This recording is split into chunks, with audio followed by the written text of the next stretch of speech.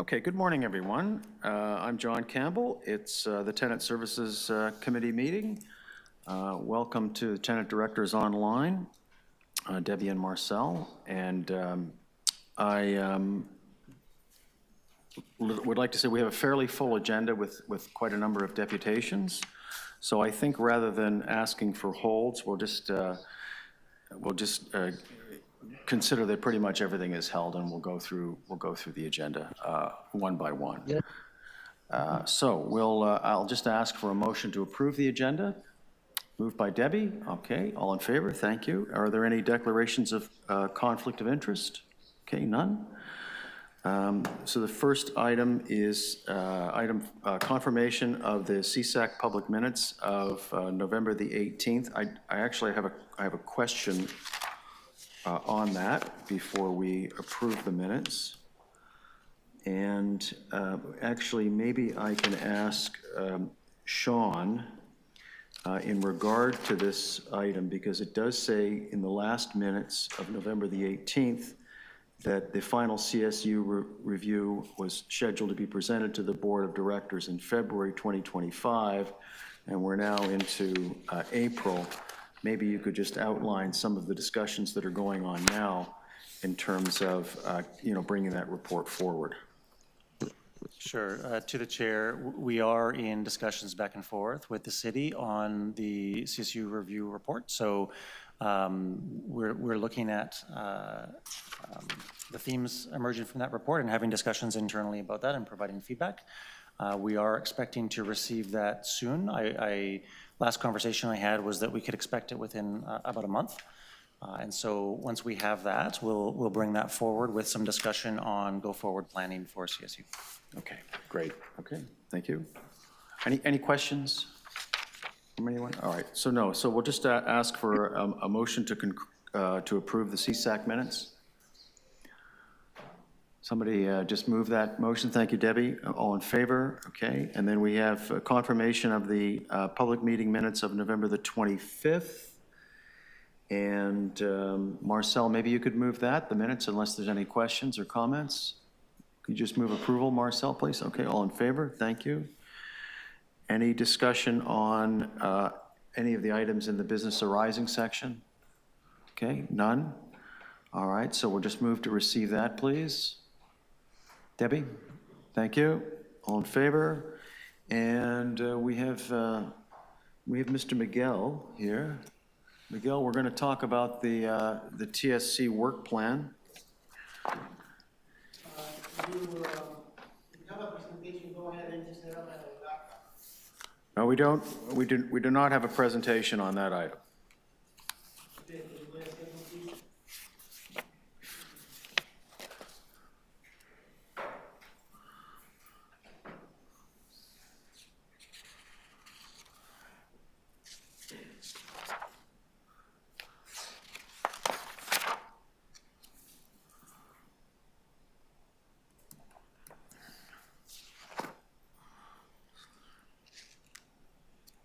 So you have some comments to make on the work plan? Yes, I am. Okay. I mean, yes, I do. I had some suggestions to make. Okay. I'm just loading out my computer, sir. Sorry, it was taking a long time in the screening table. So I'm almost there. I think that in 2019, we were discussing an e-buy policy for tenants of Toronto community housing. I submitted my written deputation to the board. The committee secretary, and what I said is that we need an e-buy policy. I wish I can show you the pictures of my deputation. In last week, we were in the news, my building, a resident's e-bike battery caught fire on the 15th floor. Sorry, on the 11th floor. And this fire was because a faulty battery that Sorry, that was overcharged, I don't know. So we have had several incidents with faulty batteries.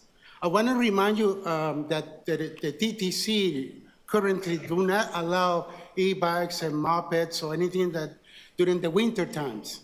Why? Because there is a video, if you've seen it, explosion of e-bike battery inside a subway car, and there was no tragedies.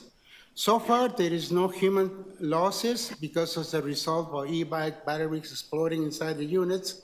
So I think we need to have the e-bike policy included in the TSC work plan because we cannot delay the impossible.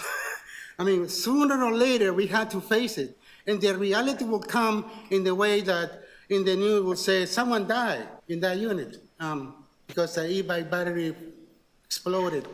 And then, lawyers will come to you saying, you got to do something about this, So right now, you have a golden opportunity. And I keep reminding this, you need an e-bike policy. So it is my hope that this plan can be added on. We had discussions about surrounding the e-bike policy, and I hope it is included. What else I was going to say about the plan?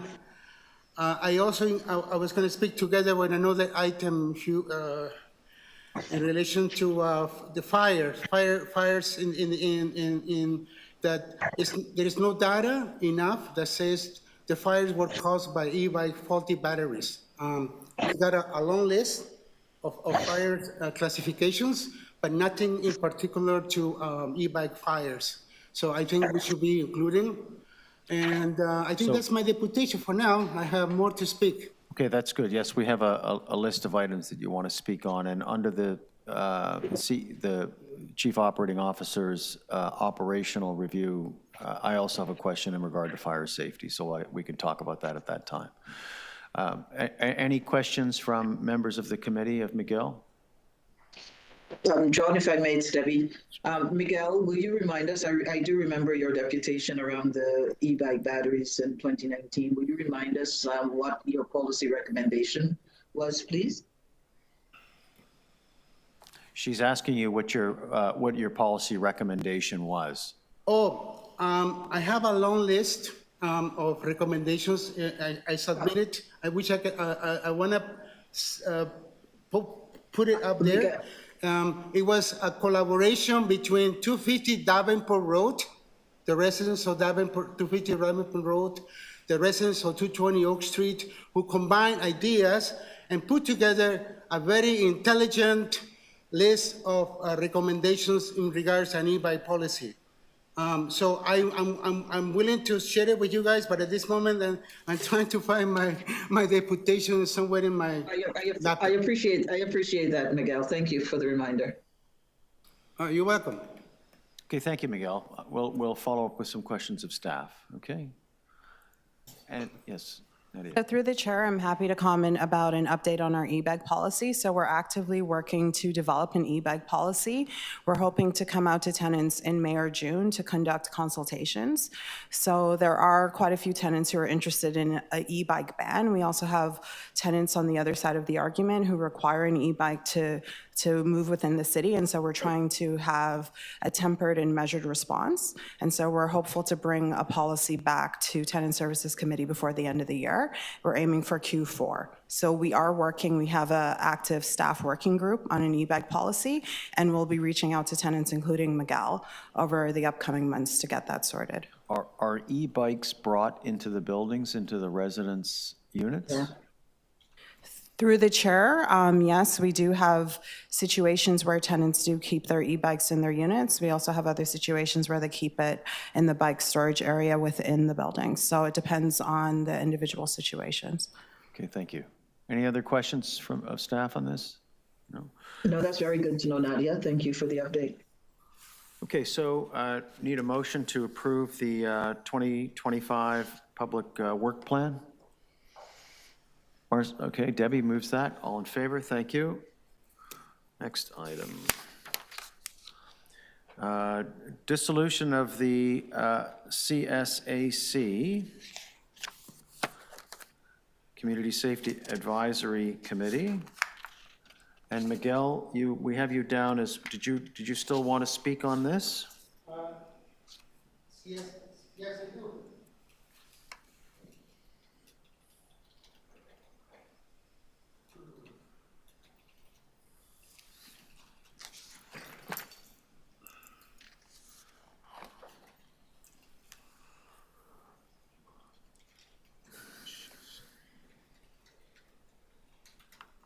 Do you remember what item on the agenda is? 8, number 8. Okay. I see we have Uba online. Uba, could you put your camera on, please?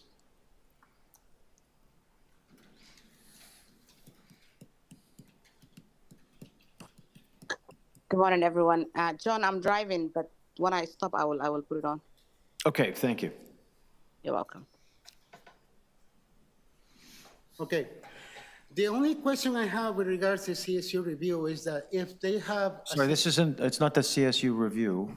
The topic here is the dissolution of the Community Safety Advisory Committee. That's correct. Yeah. We are talking about that. In the document, it says that in the future, you guys will be presented with a review report that was already completed with the city of Toronto. Right. I have made my own submissions to the consultant group, and I never heard back from Sean, so I hope he made some logical what I tried to explain. For instance, when it comes to noises at nighttime between 11 and 7 p.m., your CSU officers don't have the proper equipment to investigate complex noise, intermittent noises that happen during the nighttime. So that is one of the recommendations I have made, and hopefully I continue the conversation to improve the community safety unit.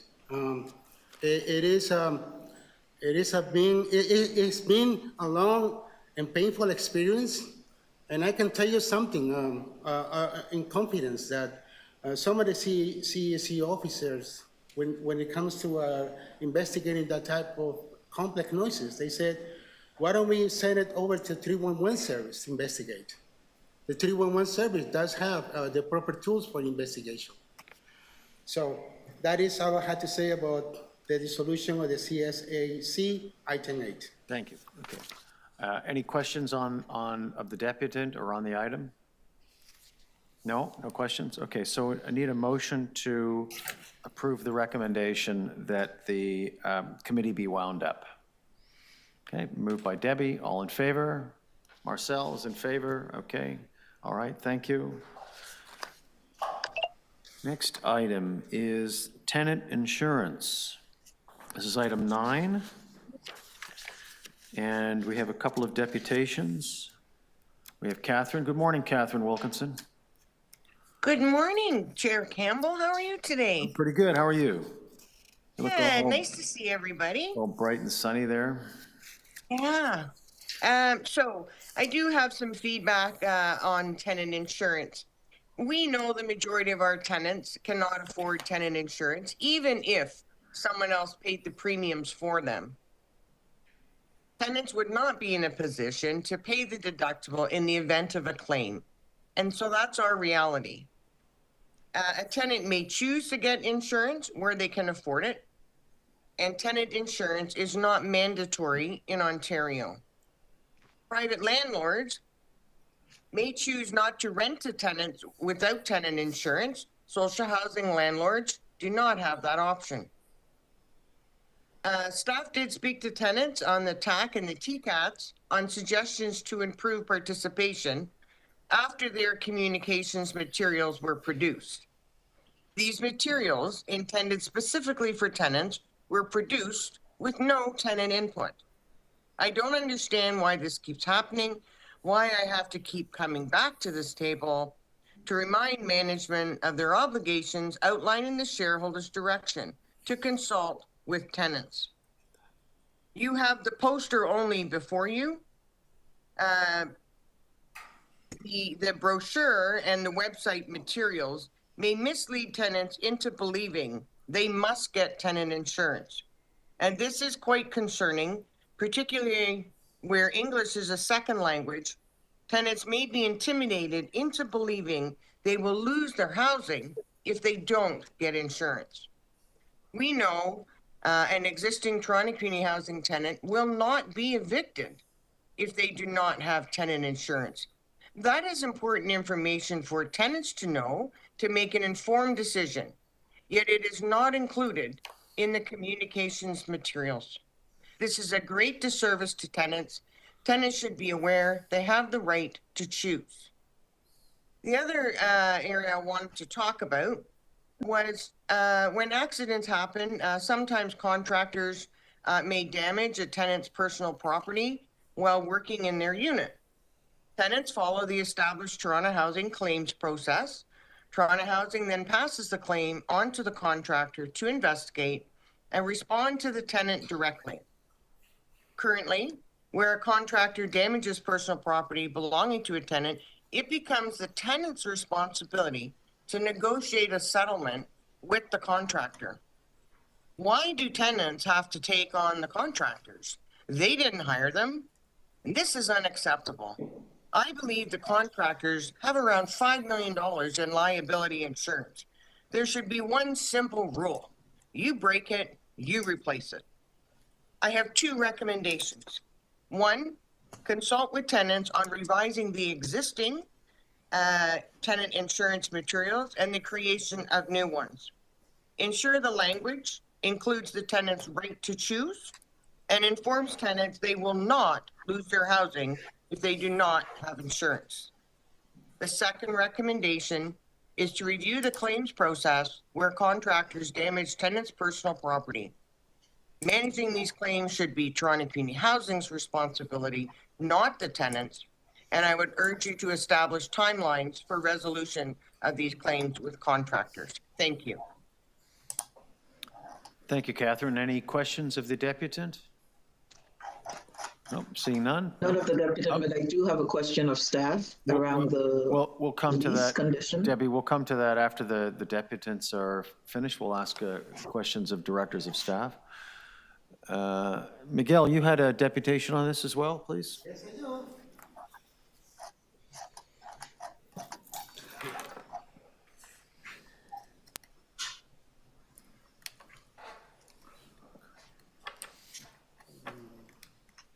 I agree with the points that Catherine has said, and I'm not going to repeat most of them, but tenant insurance is so important these days.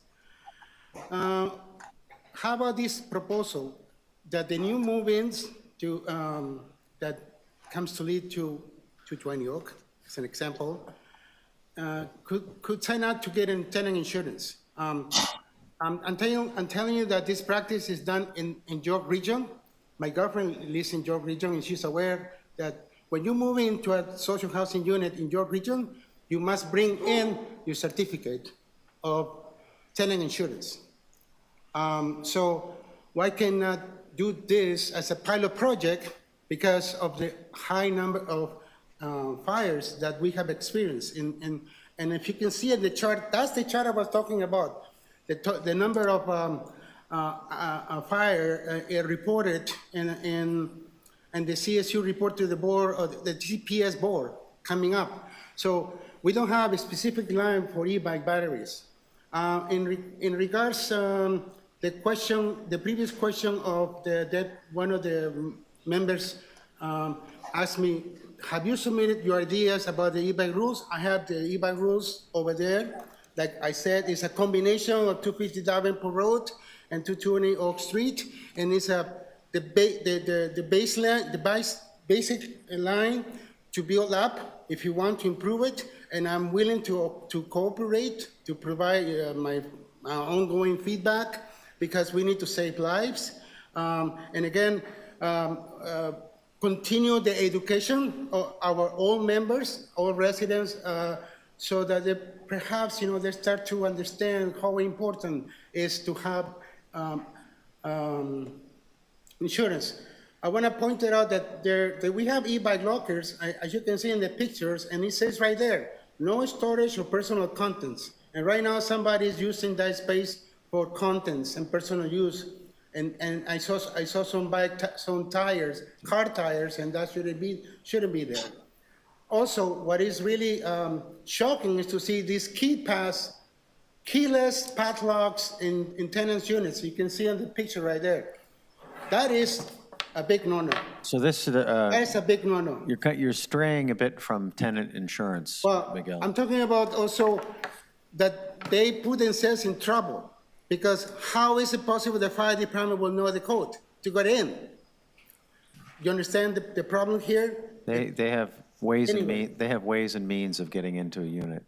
I don't, what's next? Tell us lens cameras? I don't know. Anyway, Okay, thank that's you. my 2 cents, guys. Okay. Any questions of the deputant? Nope. Okay, questions of staff on tenant insurance? Debbie, you had a question? Yes, I was surprised when reading the report that contents insurance was a condition of our leasing. Is that correct, or was that a mistake in the report?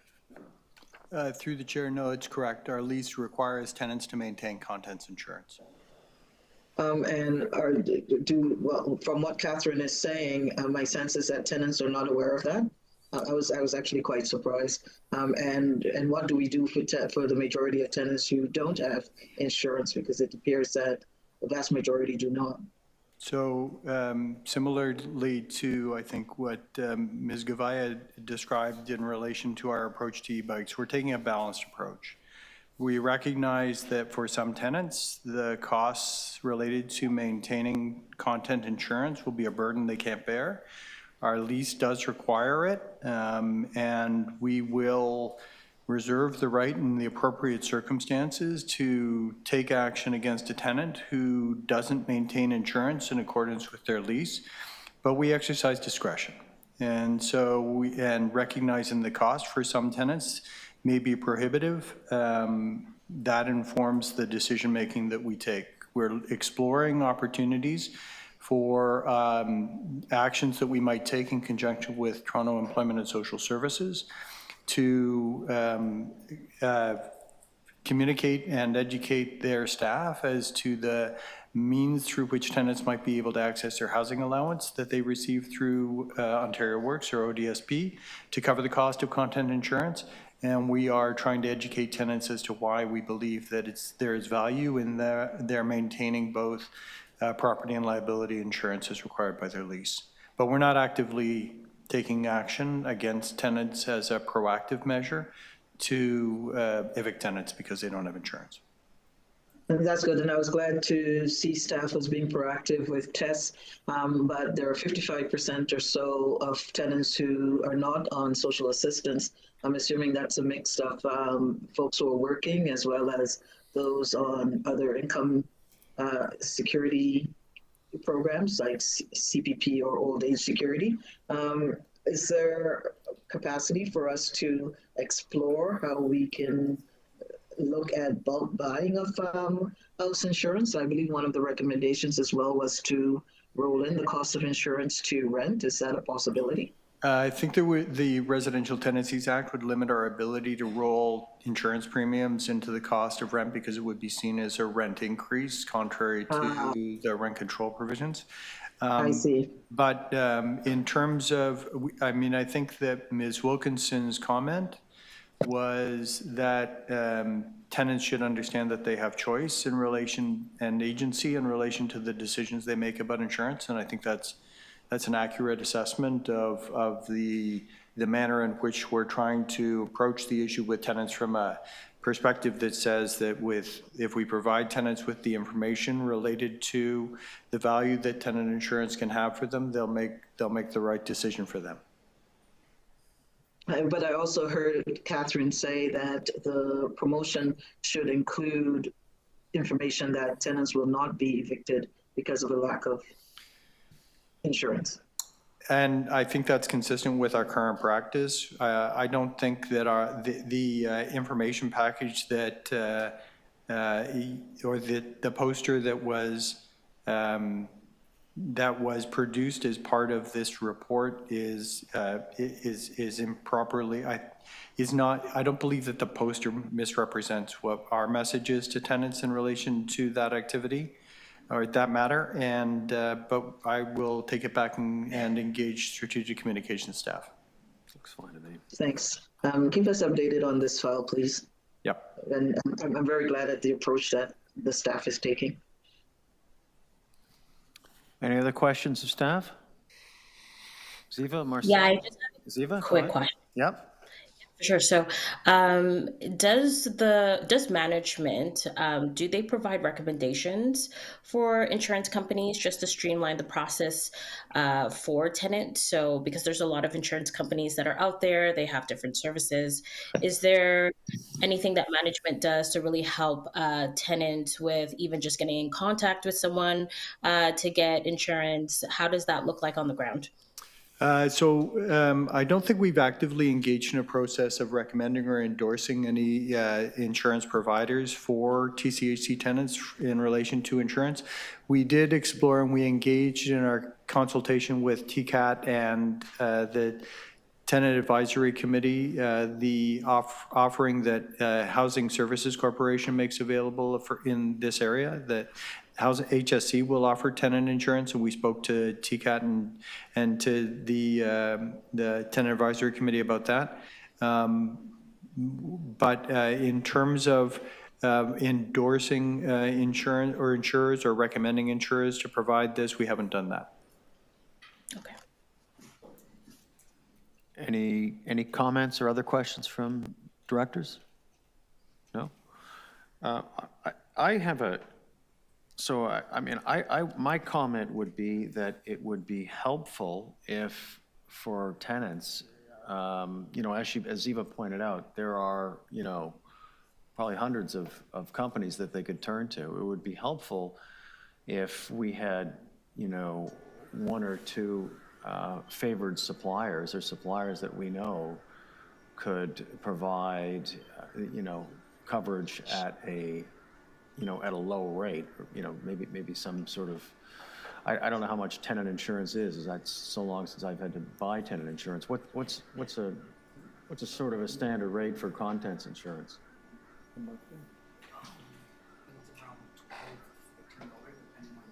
Yeah, so the monthly premium would be roughly $12 or $14 a month. But we can certainly explore whether there is, to pick up on the suggestion, a means through which we can either use the website to provide additional information to tenants around what offerings exist, or explore the prospect of having insurance providers offer a special offering to TCHC tenants. There may be limits to what we can offer in that regard. And because I don't know if there are companies that may refuse to insure the contents of TCHC buildings. That may be the case as well, and so that would be a little discouraging for tenants to make a couple of calls and find out that they can't get it. So if we had, suggestions of a few companies that we know will provide tenant insurance and the rates, then, you know, tenants could decide on their own. Okay, so this was brought forward for, sorry? Oh, Marcel, sorry, Marcel, hi, go ahead. Hi, okay, for the contents insurance and stuff like that, I know that we covered that OW and ODSP can cover that under the shelter component. But as far as the deductible, I don't even know if you can answer this, but on an average, do you know what deductible would be on a claim? And if that deductible could be covered through the Housing Stabilization Fund that is offered through OW and ODSP? I don't know if you can answer that. So I can answer part of it. The typical deductible on a policy for contents insurance is $500. But I'll take away the request with respect to the question as to whether the housing stabilization funding that's available for some folks who might cover that deductible in the instance of a claim. Yeah, because I believe it would follow under their under that rule because someone has damage in their unit and they lose all their things, then like that's I believe what the housing stabilization fund is partly for. Thank you. Thank you. Okay, so a motion to receive the report, please. Ziva, you want to do that? Okay, Marcel's done it. All in favor? Thank you. Okay, so moving on to the Office of the Commissioner of Housing Equity. Good morning, Melanie. Morning. How are you? We don't have any deputations. Do you want to give us a brief summary of the last little while then, from July to December? Yes, thank you. So through the chair, I'll just touch on a few of the highlights, given there's such a long agenda. So in this period, we continued to focus on supporting TCHC to build staff capacity through the send-back process, the OACH TCHC joint case conferences, monthly dashboard meetings, and the final training sessions for the 2025 arrears collection process. These capacity building efforts have been in place for some time, and we are seeing significant improvements as outlined in the report. In this period, we assigned 374 cases to early resolution officers for review and resolved the need for TCHC to file the L1 application with the landlord-tenant board in 81% of cases. Through this work, the OACH managed approximately $3.5 million in arrears, and of that, approximately $676,000 has been fully recovered in direct payments, and an additional $438,000 was recovered by completing annual or in-year reviews or by resolving losses of subsidy. This success is attributed to the work of the early resolution officers and the community partnerships the OACH has developed with the Toronto Rent Bank and Wood Green Community Services, and further details are included in Section 7 of the report. Lastly, at the end of the report, I have provided an update on the implementation of the systemic recommendations made by the OACH. As you will see, some have been implemented and others are underway, and we will begin to assess their impact in 2025 and continue to work with TCHC to improve outcomes for tenants. So I'll take any questions that you may have. That's great, thank you. Thank you, Melanie, and thank you, Summer. Any questions of the commissioner from directors?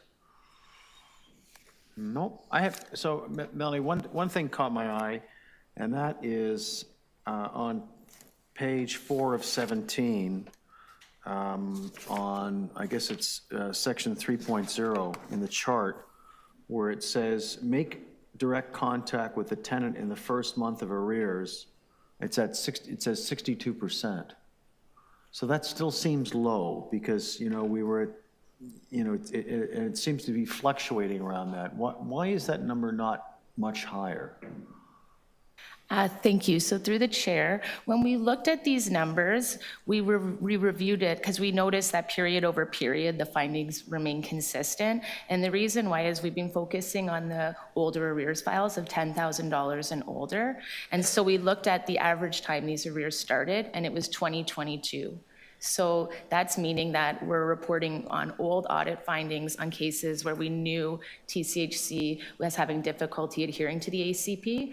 What our hope is that with the rollout of the new arrears collection process in January, we're going to start reporting out on newer arrears files, so we'll be able to see if there's improvement from the old one to the new one.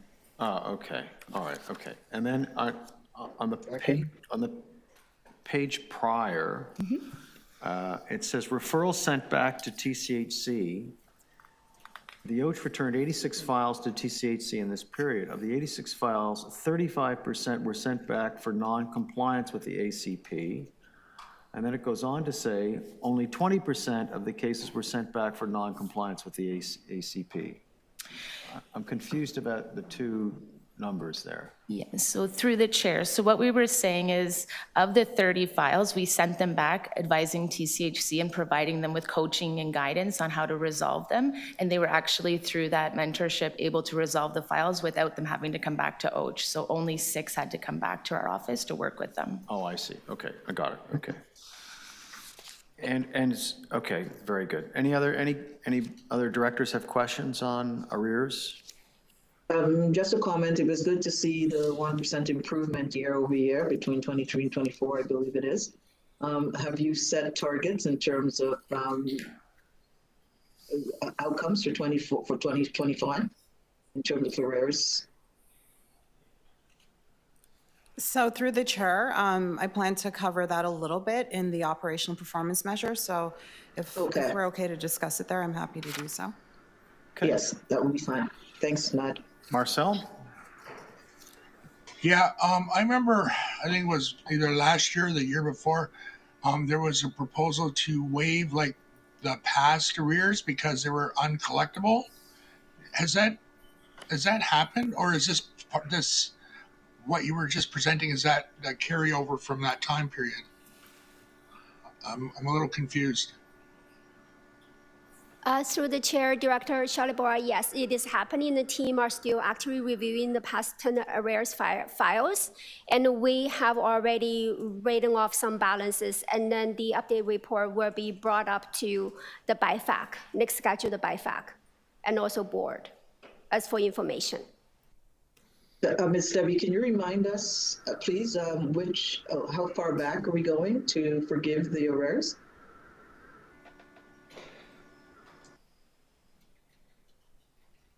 So through the chair, we're exploring arrears that were accumulated during the COVID period. We found a lot of complexity with tenants that went unserved and went back on other social assistance programs. And so those are individuals who might actually have a lower income now than they did during COVID.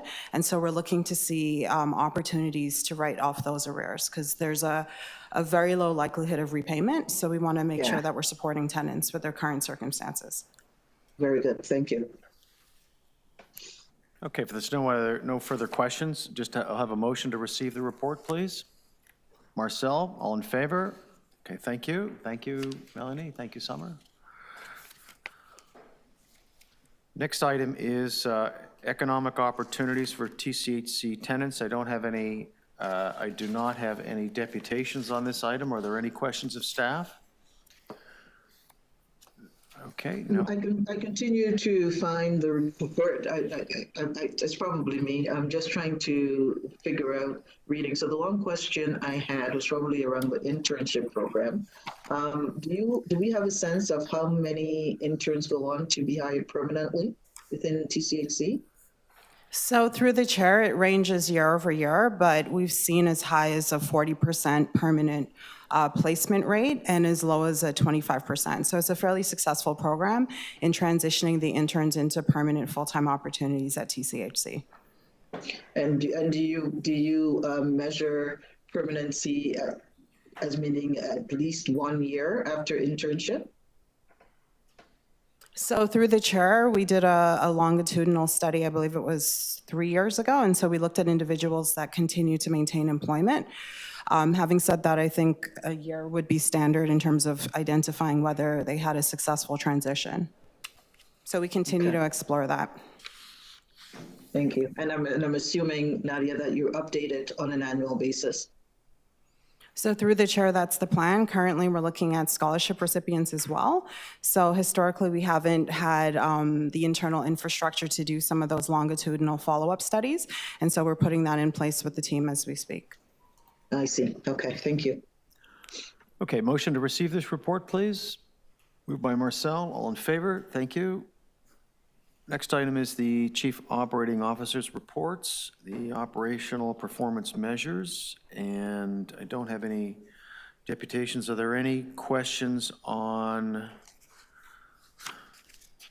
the outset?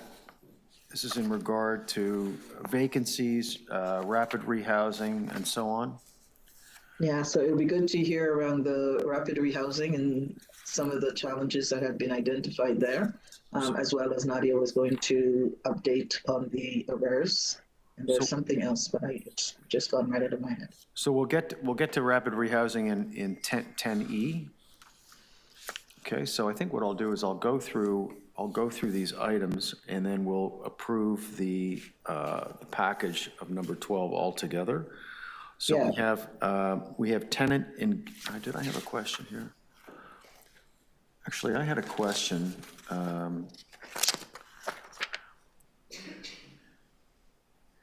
No, I'll wait till we get to the rapid rehousing before I ask that question. All right, so on 12A, on tenant engagement, Miguel? Oh, sorry, through the chair, I wanted to speak a little bit about the arrears that I think Director Douglas was speaking to. For sure. So Director Douglas, are you able to repeat the question, please? Oh, I don't remember what I asked you.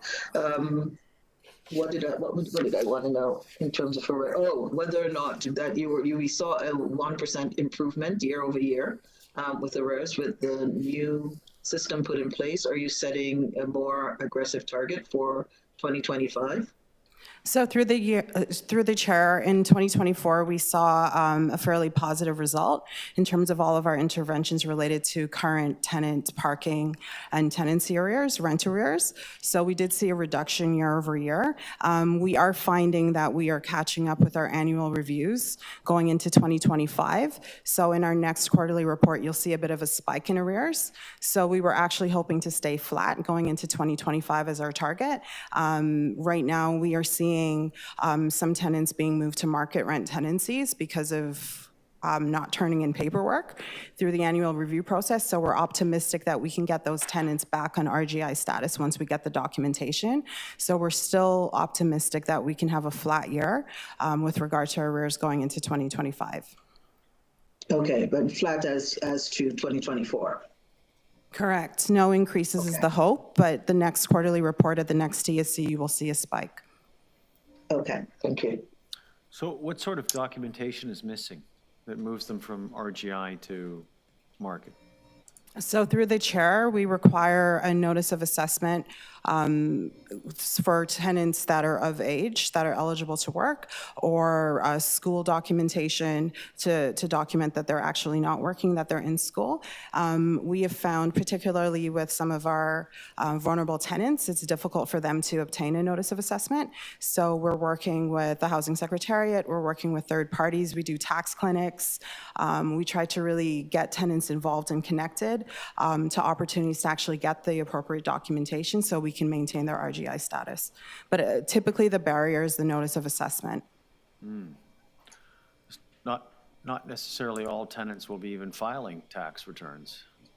So through the chair, that's been a challenge, and so we're working with the Housing Secretariat to see if there's other opportunities to explore, for example, working with OW to get the income recommendation directly from them without having the tenant file for a notice of assessment. So we're continuing to explore that. So is the switch from RGI to market rent, does that happen just automatically, or are there discussions that take place with the tenant beforehand, or there are discussions? I'm seeing there are discussions. So through the chair, we're almost too much on the discussion side, and so what we've seen is we've ended up creating a bit of a bottleneck on annual reviews not being completed because we continue to engage the tenant household. The challenge was we had annual reviews from 2022, 2023, 2024, because we may know of the tenant and we continue to try to work with the tenant. We're trying to get into compliance so that we could provide the appropriate supports and ensure we're in compliance with the service manager as well. So I think we're trying to get a slightly tighter system in place so that we're providing the appropriate supports to the tenant. Even if it does mean moving them to market rent, the goal is always to get them back to their RGI status so they could be better supported as we go through. It's a lot of work. It is. So the challenge with catching up with the ARs, it means our arrears spike. Right. So again, it'll look like we're moving in the wrong direction, but we're trying to get folks in a place so that they don't have 2 or 3 outstanding annual reviews. Yeah, I think what would be helpful for us, Nadia, is that when you report out the arrears, is to remind us of that some are just a bleep because people were moved to market and then but really belong in RGI.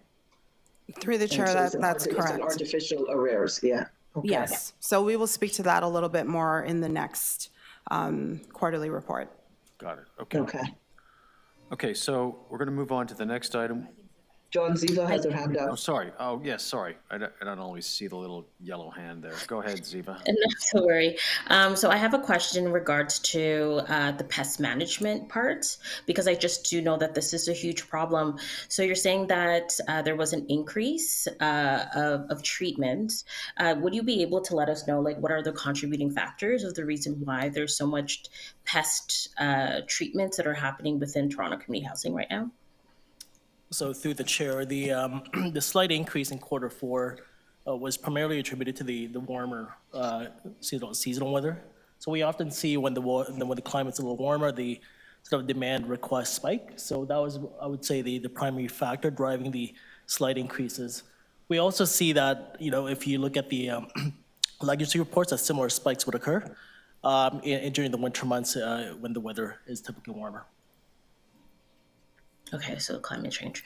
And is the so what do you think the TCHC is doing to improve like awareness for residents for them to understand that due to different climate changes that you will just see an increase of pests? So through the chair, through the Environment Health Unit, there's going to be an equal emphasis on education. So going out to the sites, educating tenants and staff on measures they can take to prevent these infestations from happening to begin with. But also what we're doing as outlined, that we will be outlining in a report coming to TSC, is we've done a targeted cleanouts in our top 20 buildings. So we have targeted over the last several months 7,000 units in our top 20 buildings. So these are the buildings that historically have had challenges with pest infestations. So we're doing a targeted approach starting there and beginning to make some improvements. So as we go through this process, we'll be sort of going to the next phase and targeting the second tier of buildings where we've had these challenges. Okay. All right, thank you. Okay, I actually have one question, Nadia, on fire safety, or two questions. One is related to what Miguel brought up. Do we know, have we had fires in our buildings that are related to e-bikes? So through the chair, we've had 5 in the last 2 years. We've had 3 last year and 2 so far this year. And how serious have these been? So if we look at the fires in the last couple of months, the 275 Bleecker fire was fairly extensive. Ended up fully damaging the index unit, but also led to the evacuation of the entire floor. So in some of these cases, it's the damaging is far-reaching. And we don't have any regulation that they have to be kept in an underground garage, or have there been any fires in an underground garage? So through the chair, not to my knowledge, we are in, I would say, constant communication with TFS over the last several weeks. They are working in parallel to put some, to advocate for some more restrictions and sort of parameters on this. So I think that over the next couple of weeks and months, as we learn more about this, we'll be able to integrate some of the lessons learned in our policy. Okay, good. That's good. And then my other question is in regard to false alarms. I know that this is very costly. And do you have any updated information on whether or not this is, increasing? Is it still a big problem, or, is it going up or down, or? So through the chair, so unfortunately the false fire alarms continue to increase. We've had I would say, over the last several years has been steadily increasing. What we've been doing to try to curb the instances is doing a more targeted approach. So historically, we would take the top 10 buildings and deploy a sort of an interdisciplinary team to go to the site, assess the conditions and certain factors that would contribute to it. We've seen some good effects through this work. So I'll use the example of one of our buildings where we were having upwards of 60 false fire alarms a month. And through this team that we've put in last year, we were able to reduce that to a month. So certainly we know that when we put the resources in place, it has good effect. The challenge is obviously the scale of the portfolio with a limited amount of resources that to go around. I guess every floor would have a fire alarm, would it? Correct. We can't have cameras on every floor, I suppose. No, we cannot. No. We've also explored in the past sort of retrofitting the floors in the building so we can remove the pull stations, but with that comes an extensive cost. Sorry, so that you can what? So instead of having the pull stations, we would have what they call dual zone alarms. So you would eliminate the need for the pull stations, but those obviously come with a high cost to retrofit the buildings. Okay, thank you. Okay, so we're going to move on. That's good work on the vacancy rate. That still comes down. Of course, that presents other challenges when you want to do tenant moves, right? Tenant transfers. So we're going to move on to the tenant engagement system. Miguel? 12B, item 12B we're on. Yes. Oops. Oops.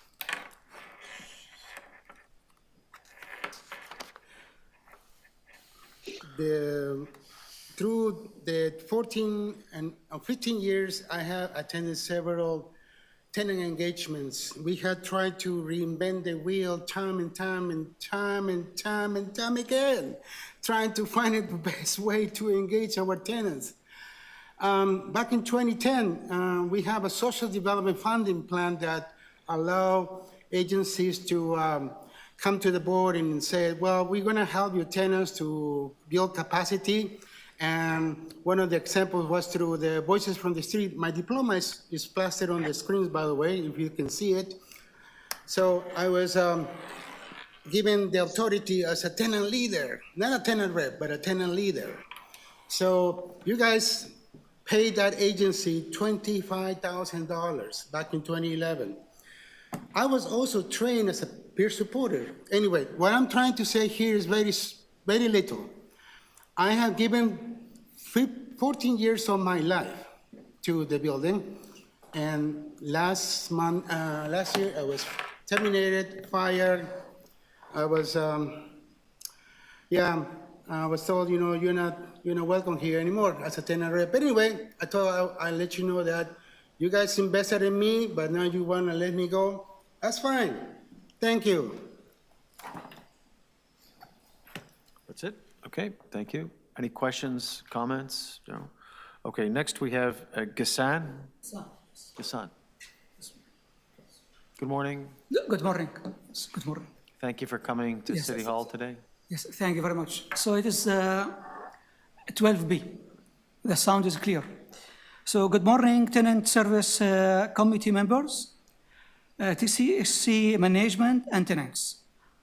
I will focus on empowering tenant representation.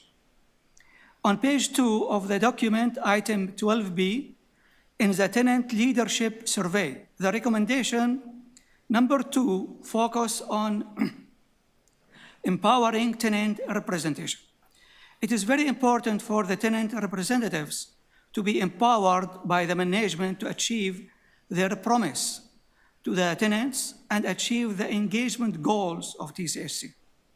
What we see is opposite. We see disempowerment instead of empowerment. The drug dealers and the gangsters are very powerful and in full control of our buildings. And some superintendents empower the gangsters against the tenant representatives. The superintendents who are employees in TCHC have excellent relationship with the illegal activities in the building, some of them, not all of them. And they refuse to communicate with the representatives in any matter. The drug dealers and the gangsters threat every tenant who want to participate in the engagement activities in the building. And they threat the tenants to communicate with the representatives who are leading the engagement on the ground. When we complain to the engagement coordinator about the obstacles that the gangsters are putting in front of us in order to prevent the engagement, the coordinator denies our claims, sometimes supports them. And ultimately, the engagement becomes less. Is this empowerment and engagement or the opposite? When we talk to the CSU, Community Safety Unit, about the power of the drug dealers, CSU has no power. Whose job is to bring the law and order to our community?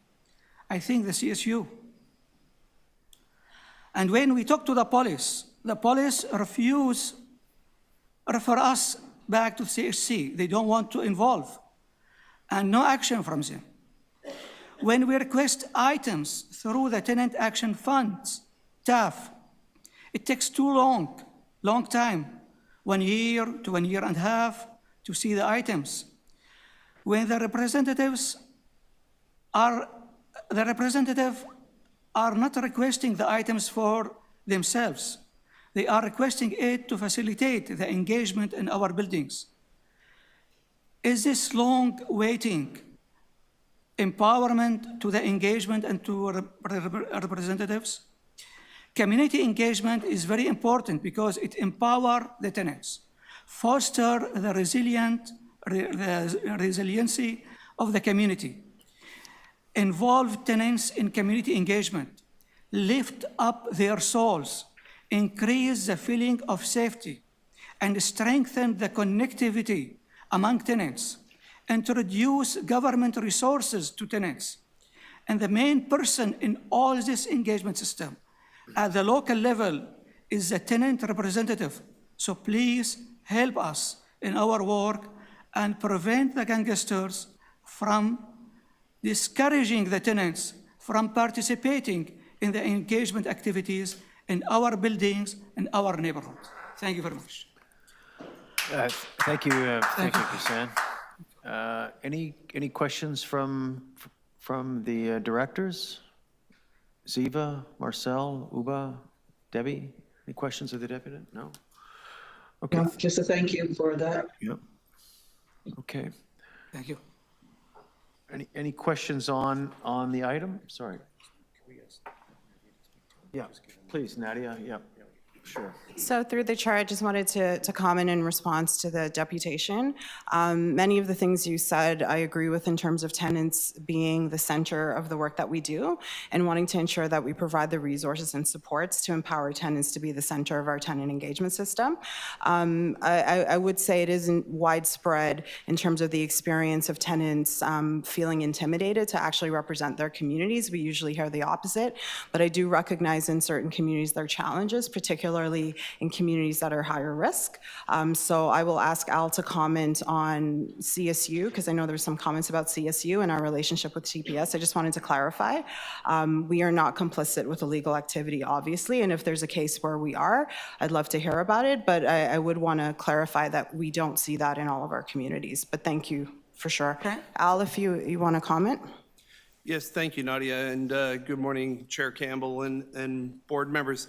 To the deputy, and I just wanted to say that CSU is the safety and security provider for TCHC properties. Toronto Police is a law enforcement entity overseeing all law enforcement matters. We work very closely with Toronto Police to provide information at the higher level. So when you say that there's activity going on about drug activity, you'll see CSU will deal with the lower level drug activity. And unfortunately, it does occur on a frequent basis. So we try to avoid the criminal courts and look at that quite often as an illegal activity on the property under the provincial legislation of the Trespass to Property Act, and that keeps it out of the criminal stream, and we try to deal with the offenders in that manner. As far as the more in-depth information, we have an investigative unit that provides information to Toronto Police when we hear of a unit perhaps where drug dealing is occurring in that unit or larger scale activities are occurring. We will liaise with Toronto Police and provide them all the law enforcement information that we have to try and enforce the law at the higher level through their skilled experts in their police service. Thank you. May I speak? I don't. Well, we don't normally do that, but I'll let you go ahead. Go ahead. Sure, go ahead. So I would like, the advisor in our community is very good. I met him many times, but he needs empowerment. He needs to support because he is strong, but he needs empowerment, first of all. Second, there are security issues in our building. I report to Nadia a few times. She is very good. Right away, she make action, and the superintendent wasn't responsive. After that, there was action, and for example, they used to put coin in the door, the main door, so the door opened from 10 p.m. to 8 a.m. When I reported to Nadia, after that, almost everything gone. So I have to go always to upper level, to the CEO, to Nadia, to resolve the problem. It should be resolved or at lower level. Thank you. Great, thank you very much. Thanks for your comments. Okay, so I've got a question. So we have tenant circles, we have community action tables, and we have the tenant advisory committee. We do a lot of consultation, right? We do a lot of consultation. Is there reporting that goes on from the tenant circles to the tenant action tables? Does it sort of filter up, or how does, tell me a little bit about, about how all this comes together? Sure. So I'll start and then I'll throw it over to Pablo Vivanco, our Director of Tenant Engagement. So through the chair, it is a 4-step system. It starts with the tenant circle. So those are local community groups that will get together to talk about building or community specific issues. Layer 2 is tenant council. So that is a layer that we're bringing back. It was removed in the previous tenant engagement system, and so we're bringing it back. And that layer will be at a district level, so sub-regional, and that will be a place where you can talk about larger issues around maintenance and challenges, so you'll be able to meet with your regional staff. Then we have the community action tables, the tenant community action tables, the TCATs. Those will be biannually, and those will be open to tenants, all tenants, whether you're directly on the tenant council or not, and that is more open topics. So for example, the EBAG policy is going to the next tenant community action table to get input from tenants, and then the final is the tenant advisory committee. So they don't necessarily report up to each other, they're just different mechanisms to contribute and get tenants' feedback. The tenant circles, however, will inform the discussions at the tenant advisory table. And so where would, if it's a townhouse complex, where would the tenant circles meet? So through the chair, we have a variety of models. We have some townhouse communities where we've acquired a unit to provide a community space. We have other communities where the townhouses are working with the building on site, so they actually do their tenant community meetings together in the building nearby. And then I've seen models where we just put up a tent in the common area in the parking lot and we just talk to folks. So it depends. On the rare occasion where we don't have any community space, we'll use a local community agency or PFNR space. I see. And it would be the same thing with the community action tables? If you don't, you meet in a TCHC building, or do you go to a local church, or what do you? So the tenant community action tables are usually larger in size, 100 to 200 tenants, and so we typically book a space. So we've used the YMCA downtown for spaces. We use a banquet hall in the West End, which is easy to get to via transit. In the East, we've had Centennial College, different locations, but we try to get accessible locations that are easy to reach by transit that can fit a lot of people. Great, thank you. Thanks for that. Okay. Are there any, on the tenant complaints update, Ziva, sorry, Ziva, go ahead, Ziva. Yeah, so I just have a quick question. Ziva, can you just put your camera on, please? For sure. Sometimes my computer runs very slow, so I apologize for that one. So similar to Brian, I do have just some questions in regards to just the different layers of tenant engagement. I guess for me, it's just more like, how does management feel like the new initiative, I guess the Engage Together model will improve tenant participation compared to the previous engagement systems? Maybe I'm just not as clear when it comes to what this new model is. So thank you for the question, and through the chair. The previous model allowed tenants to select a tenant representative or building committee model. We didn't have the tenant council layer in place. And so what we were finding was communities where there was a building committee, tenants may not be actively engaged as much as if there was a tenant rep who was actually kind of bringing information up to the management's attention. So by adding in the layer of tenant councils, we will have a regular checkpoint where tenants could meet with the regional management team to advise on specific issues. So I would say that that's a significant improvement into the system. So we will be bringing back citywide elections, so buildings can choose their tenant representative who will sit on the tenant councils. We heard that loud and clear from tenants. They wanted a better understanding of who was representing their community, and so they could engage with them and give them issues that they could bring up with the regional management. The second piece that we changed was the tenant community action table.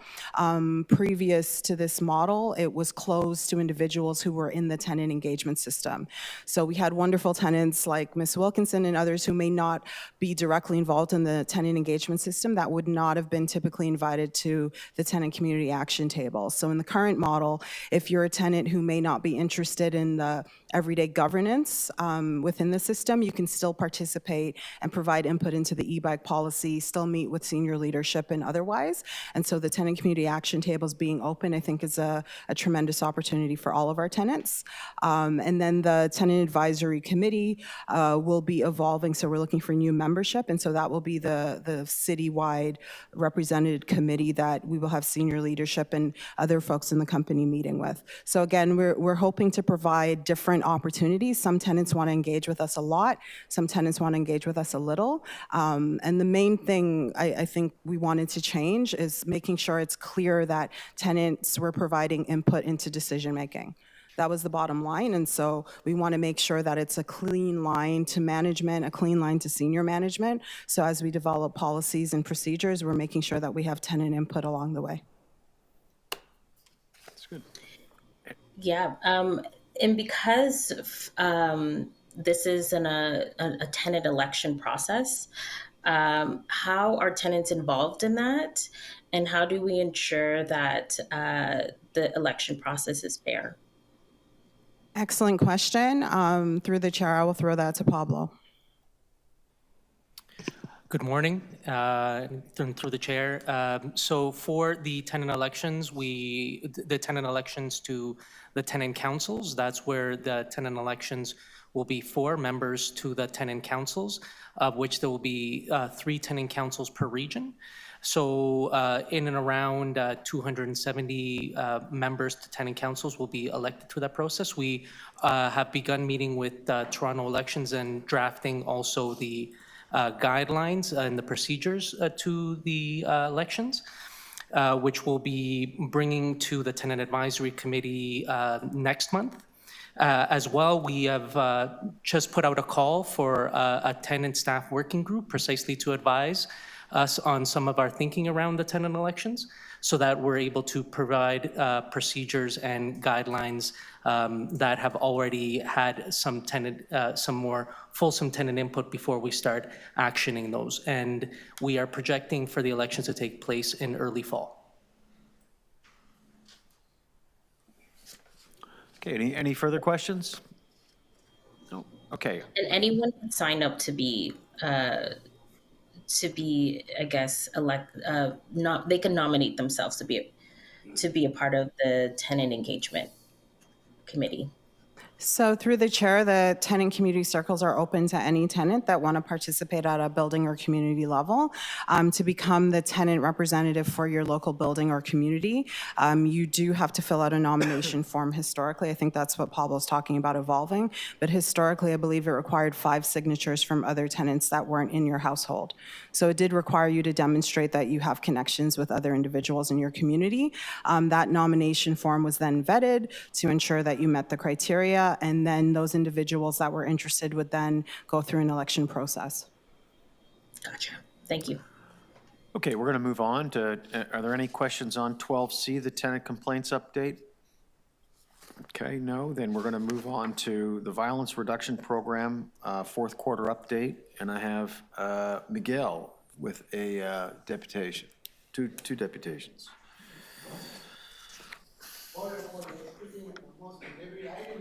Almost, but that's okay. Thank you for asking that question about the fire. Thank you, John. I said I would do it. Everybody. Debbie, thank you for asking questions too. It makes my attendance to this board worth it to come. So, violence reduction. I'll give you a good example of violence. We normally, our elevators break down due to the abusive treatment of some residents and some contractors as well.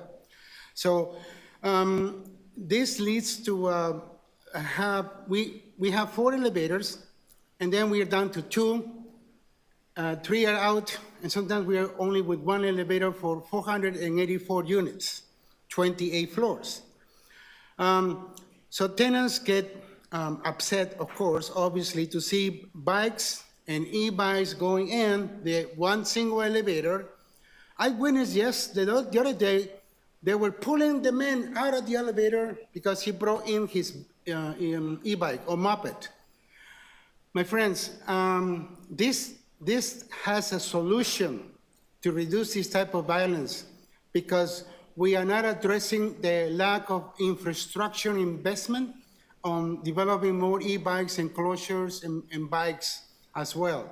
So I know you're doing a great deal of work in the community. I appreciate Alan Britton for coming back with regards the need for to improve the security in the gym room at 220 Oak Street. The gym was recently refurbished 2 years ago. The corporation paid a huge amount of money, but we have been victims of stolen items in the gym. So what the women that attend the gym alone have requested CCTV camera, a fob access to improve the safety of the women attending the gym room. So that will be greatly appreciated if we can have a meeting to discuss, as you put it in your email, through the crime prevention, through the environmental design lens to determine any camera and fob requirements. Which is good. I hope this will happen soon because the safety of the women attending the gym is important. I will not let my daughter be alone in there because anything can happen. So let's improve safety and reduce violence. Thank you. Thank you. Okay, next Deputy Gazan. Yes. Oh, have you withdrawn your deputation? Okay. But I just want to comment on Mangel. He is correct about the elevator, which is happening in our building, a lot of buildings. Some people, they abuse the elevator. So two elevators, one working was not working. So when they fix the other one, cost thousands of dollars, the other tenants, they stop the elevator, the other elevator. So what I did actually has several years, 2-3 years. I reported to Nadia. After that, it stopped to the operation manager. Everything is working like we have been 3 months now. It's okay.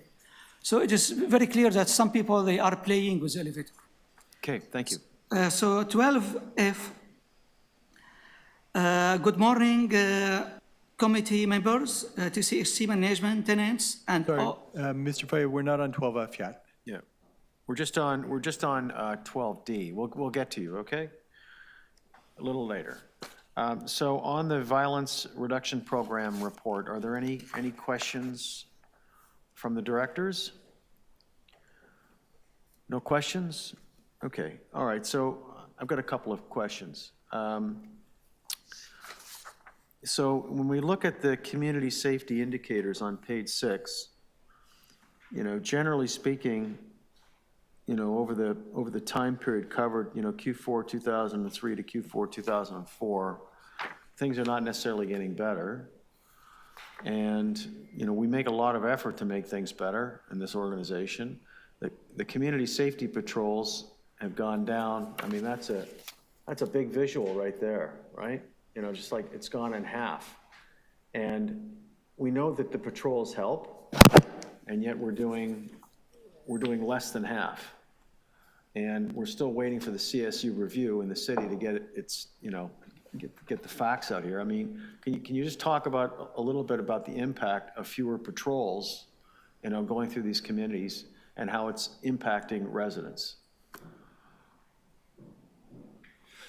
Yes, through the chair. The biggest issue that we're facing and have faced over the last year now is the Community Safety Policing Act. In 2019, it was written by the provincial government and accepted as law. However, the regulations took 5 years to complete. And as of April 1st, that act came into effect. And the biggest issue that caused Toronto Community Housing and ultimately CSU was there was a line in there that said we had to be designated as a special constable employer, and all special constable employers, non-police agencies, had to do that. And we were required to make a very lengthy submission, which we did. The one thing that was very glaring in that submission was that our memorandum of understanding between the board and between the Toronto Police Service Board was written in 2000. And it was 24 years old at the time and significantly out of date with terms and details. So we had tried to rewrite that previously with Toronto Police Service. However, rightfully so, they said we were waiting for the act to come into effect because we didn't know what the regulations would say. So what occurred was, as of April 1st, we started with Toronto Police Service to rewrite that memorandum of understanding. That took a significant period of time. However, with the support of the board recently, we were able to delegate that approval to the CEO, Sean Baird, who has signed that. Toronto Police Services has signed, board has signed that. That document went to the Solicitor General. As of right now, the paperwork has all been approved and it's sitting waiting for the paperwork to be sent back from the Solicitor General. Once that's received, we'll be able to swear in our class of 16 that finished their training several months ago. However, without this designation, we can't swear them in. And the other issue that's been created is that we have about 35 to 38 special constables that lost their status. Every 5 years under our memorandum of understanding, our special constables have their status renewed, which means a whole background check again and approval from Toronto Police Service. Unfortunately, once they lost it, they were not able to regain their status because of this designation as special constable employer not being approved. So as I sit here today, we're about 51 to 55 special constables that we're not able to fully deploy. So with them not being able to be fully deployed in their duties, that's reduced our ability to do the directed patrols, as you state. So when they lose their status, what happens to them? We put them on administrative duties. Right now, we've created an alternate response unit where we take the lower priority calls and we still use the skills of the special constable. We're doing it via phone now because they cannot go in the field wearing their equipment. They're not authorized to do so. Because I mean, there's only so much administrative duties to do.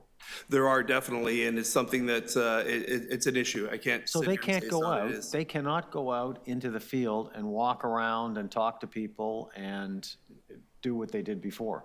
They can go out in the field only as observers, so they can put on a jacket and go with a special constable, which we do on occasion. We use the resources there. They still have the knowledge and skill that they have. They just don't have the legal powers to enforce the laws that they do when they're sworn special constable.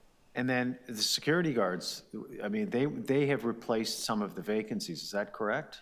The security guards have been used to be deployed in areas where we see the need for extra safety and security measures.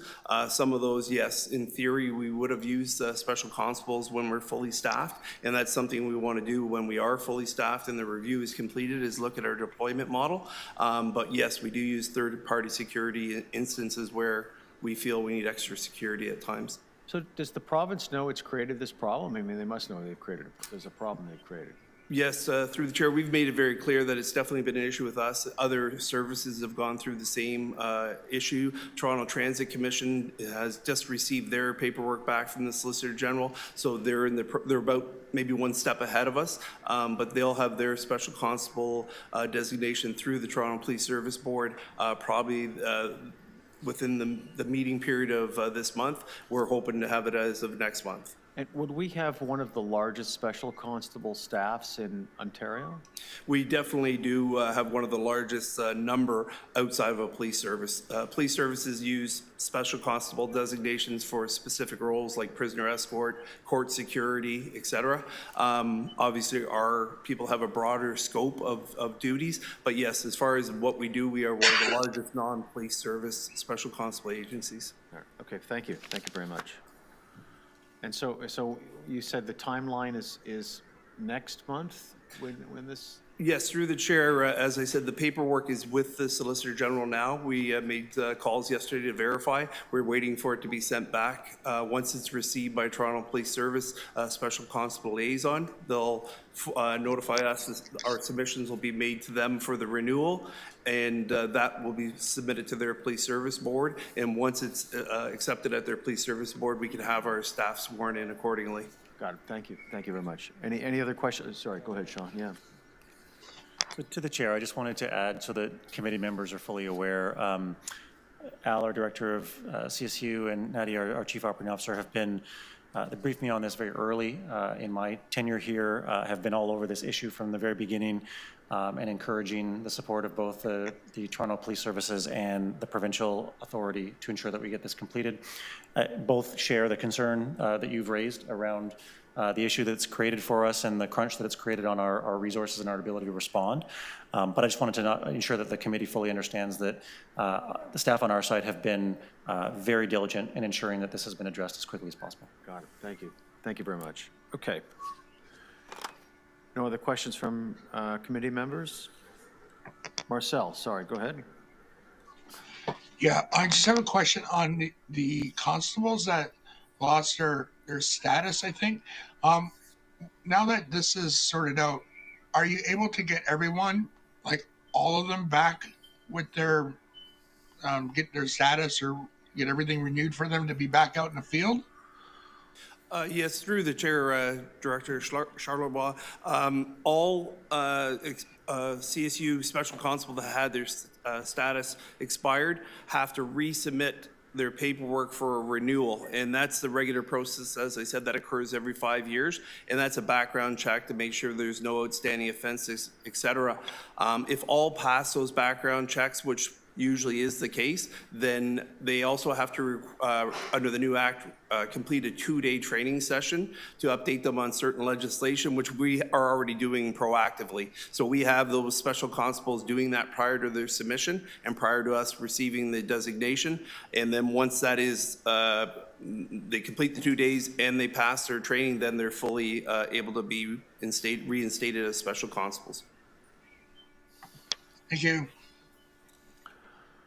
Okay, we're going to move on to the next item, which is Rapid Rehousing Program, Community Impact Assessment Update, and we have a deputation from Miguel.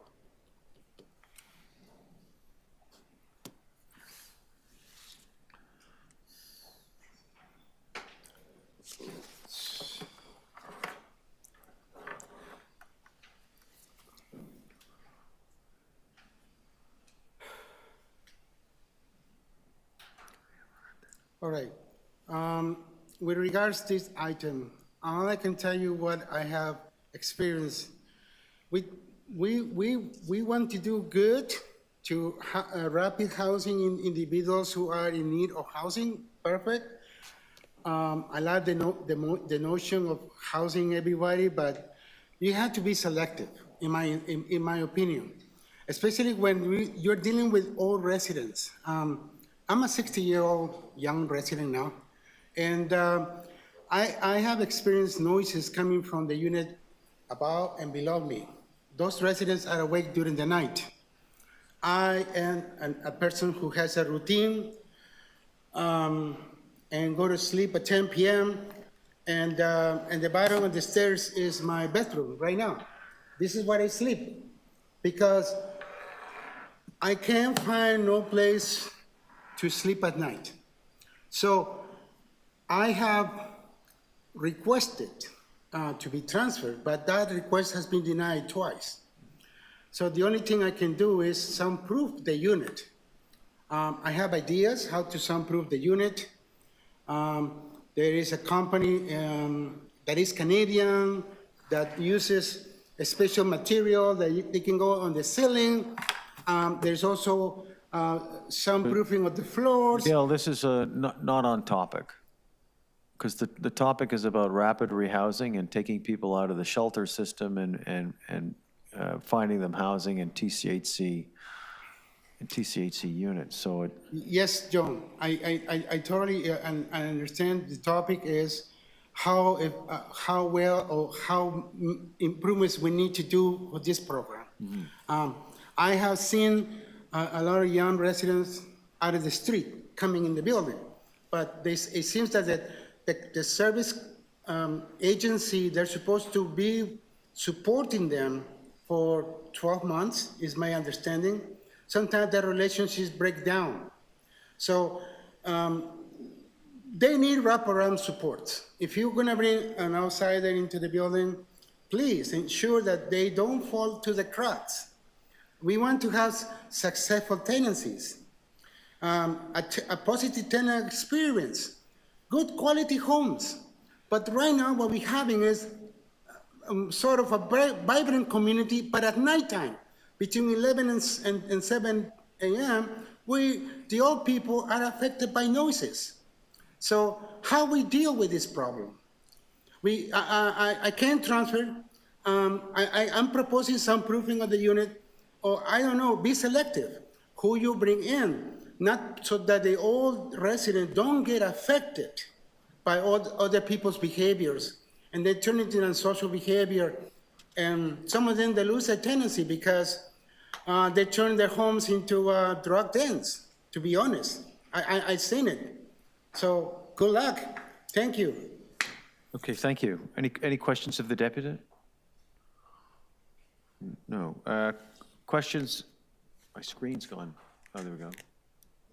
Yeah, go ahead. Go ahead, Nadia. Yeah.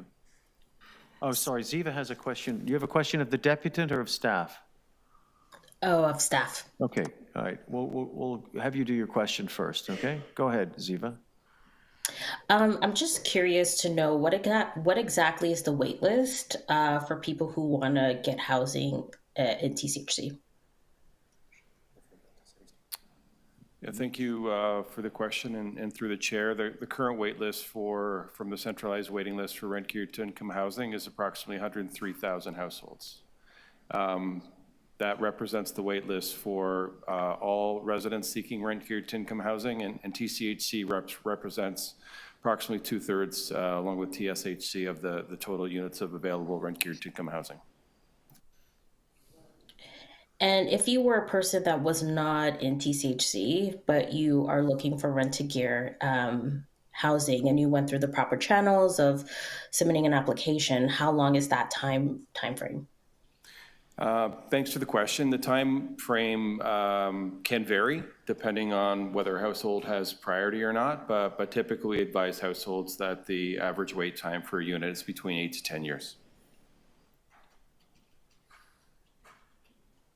Okay. Can I just say a comment? Go ahead. Yeah. I think some of the challenges with this is that housing units are very much in demand from people who want to get housing to people who want to transfer from one housing to the next. I mean, we have very much limited supplies of units. With that said, having this rapid rehousing initiative, I think that for me, I really want to make sure that we prioritize tenants that are currently living in TCHC and making sure that they feel comfortable prior to bringing in other folks in Toronto community housing. And then given the long wait list for individuals who are really much need for housing as well. It's just trying to see how that would be a little bit fair when people have been waiting for quite some time just to get housed and shelter with TCHC. Okay, thank you. Marcel? Yes.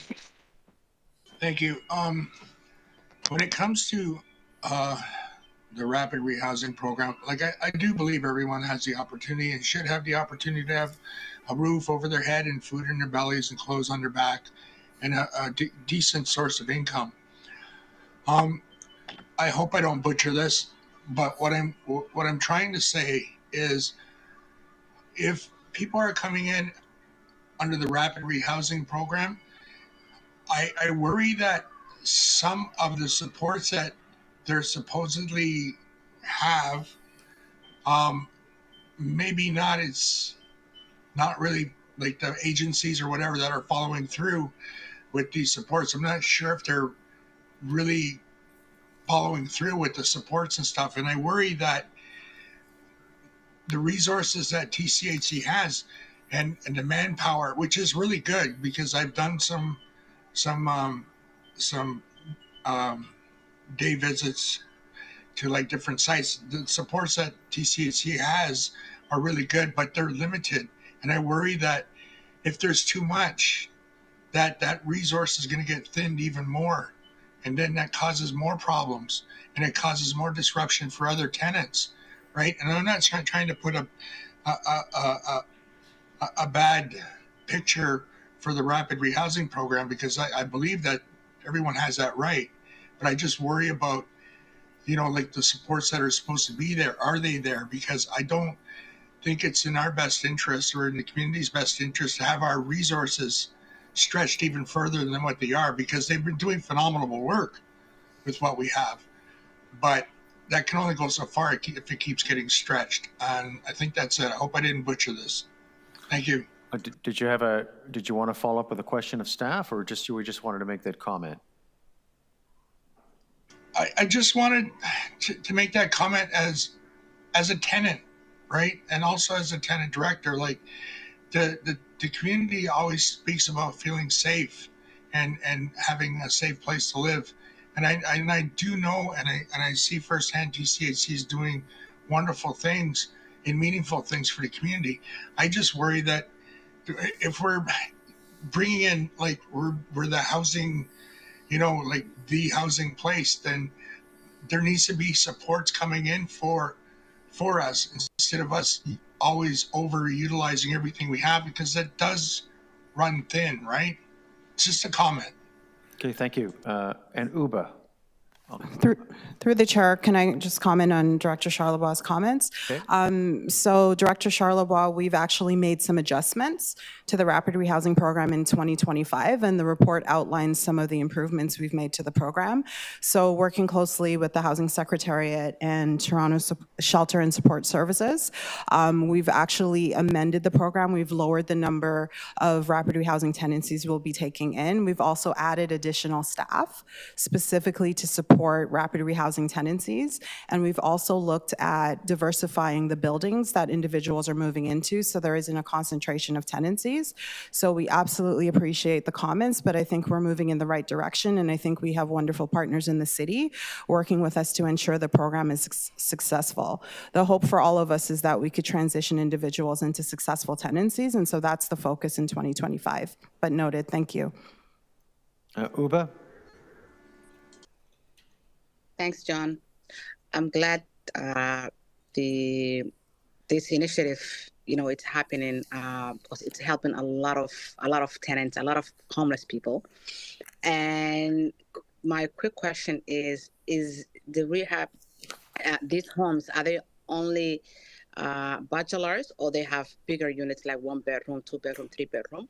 And the other thing is, one of the restrictions that I noticed about this initiative is the referrals are done only through the City of Toronto, through the shelter. So is there a way the referrals can go through internally within TCHC? I think that might expedite things. So that's my question. But all in all, it's a great initiative. So through the chair, I'll start, and Lindsay, if you want to add on, or anybody from the city. So it does range in the size of units. We do see bachelor 1 and 2 bedrooms. I don't think we've had many larger families, but we are exploring that to see if it's an opportunity to support them through this program. With respect to the placement and the individuals, I don't know if Mr. Tanner or Trish from Toronto Shelter would like to speak to that, how we identify individuals who would be placed in the program. So to be eligible for housing through the rapid rehousing program, folks must be experiencing homelessness and on the by name list for the City of Toronto, so staying in shelter or working with a street outreach provider. You also have to be experiencing chronic homelessness and have an active centralized waitlist application on the largest centralized waitlist, and have low support needs. So that was another program enhancement that happened this year to move to low support needs for housing. And if I can just add, Doug Rollins from the Housing Secretariat, to Nadia's earlier point, we have reduced the overall volume of rapid rehousing, and we are exploring options with TCHC to redeploy some of that excess support worker capacity in consultation with Nadia and the team. So we may be able to bring some in situ supports in for people who aren't supported in the building and may need those supports. So that would be, to the director's comment, one way we can work with TCHC to identify options to provide further support for tenants who require it. John, if I may, what have we reduced the numbers to? Overall, the target last year was 350 households, and due to the great work of TCHC to reduce their vacancy loss, there's fewer units available. So we're likewise going to reduce the volume of rapid rehousing from 350 to 175 as a target for the 2025 year. Well, significant reduction, but I think that will be helpful with the addition of extra staff as well for supports. Can you give us a sense of where in our portfolio most of the rapid housing are located? So through the chair, historically, many of the tenancies were located in our higher needs high-rise buildings. That's where we had the highest vacancy rates. And so during COVID, we used that as an opportunity to address our vacancy rates. But the thinking at the time was we also had place-based services in those locations. So it was an opportunity to actually concentrate individuals so they could get services. What we have found through the assessment is that that model and that approach might have had potentially a challenging impact on the communities. So we see that our higher needs communities had even more acute vulnerabilities over the last 2 to 3 years, in part due to the concentration of the tenancies, but also in part due to lots of variables in the community, not specific to rapid rehousing. And so the new model is to actually connect individuals to other communities so that they could live around individuals who may not be experiencing the same things they are. Very good. Thank you. Okay, so I don't, any other questions from directors? No? So I have a question. So you mentioned the criteria under which people are selected. Could you just run that by me again? They've had chronic homelessness, and yet they do, you make an assessment that they will not need a high level of supports? So when folks come up on the by name list, their case manager, either in the shelter system or their street outreach worker, would assess their current level of support at point of offer of housing using a tool we call the STARS support assessment tool, which basically assesses folks across a variety of very standard factors like finances, education, health, safety supports to ensure that they have a low level of support going into housing at point of offer of housing. Okay. And so why, I guess, Nadia, maybe this over to you, why are only 54% of these, I think it was 54% of these tenancies successful? So through the chair, I was trying to correct the record at the beginning of this, so I will read the formal stat. There's an error in the report. Oh, okay. So I would like to formally correct an error at the bottom of page 3 of the report, page 106 of your packages. The final sentence should read, by this metric, 5% of rapid rehousing tenancies have been unsuccessful. Have been unsuccessful? Correct. Oh. So that means 95% we're continuing to work with in transition. Yes, it's a significant error. So we will be working with governance to actually correct the sentence. It's a good news story then, I guess. It is. I think it's a positive thing. And I think the fact that the city is working with us to evolve the program and to better meet the needs that we're able to support, I think is an excellent thing. Okay. And then if you could just, sorry, over here, and I don't know all of you folks, but you mentioned that the number was coming down from 350 to 175, and why is that? Thanks for the question. Doug Rollins, Interim Executive Director of the Housing Secretariat. For a couple reasons. Number one, I think I also identify too an additional piece that Gord from TSSS, Sean, myself, and senior leaders are going to meet on a quarterly basis to provide some steering and oversight to the broad approach of the program. There's been a lot of concerns related to the program. There's also been a significant shift in the vacancy rate of TCHC, so there's fewer units available to rent.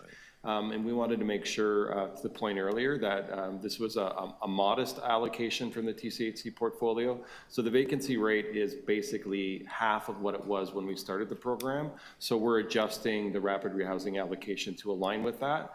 Also to get a better handle on some of the improvements we're making in year to determine how best we can continue to evolve the program to ensure it remains successful and to manage the integration of people who are very much in need into permanent homes where they can have stable, productive, effective lives.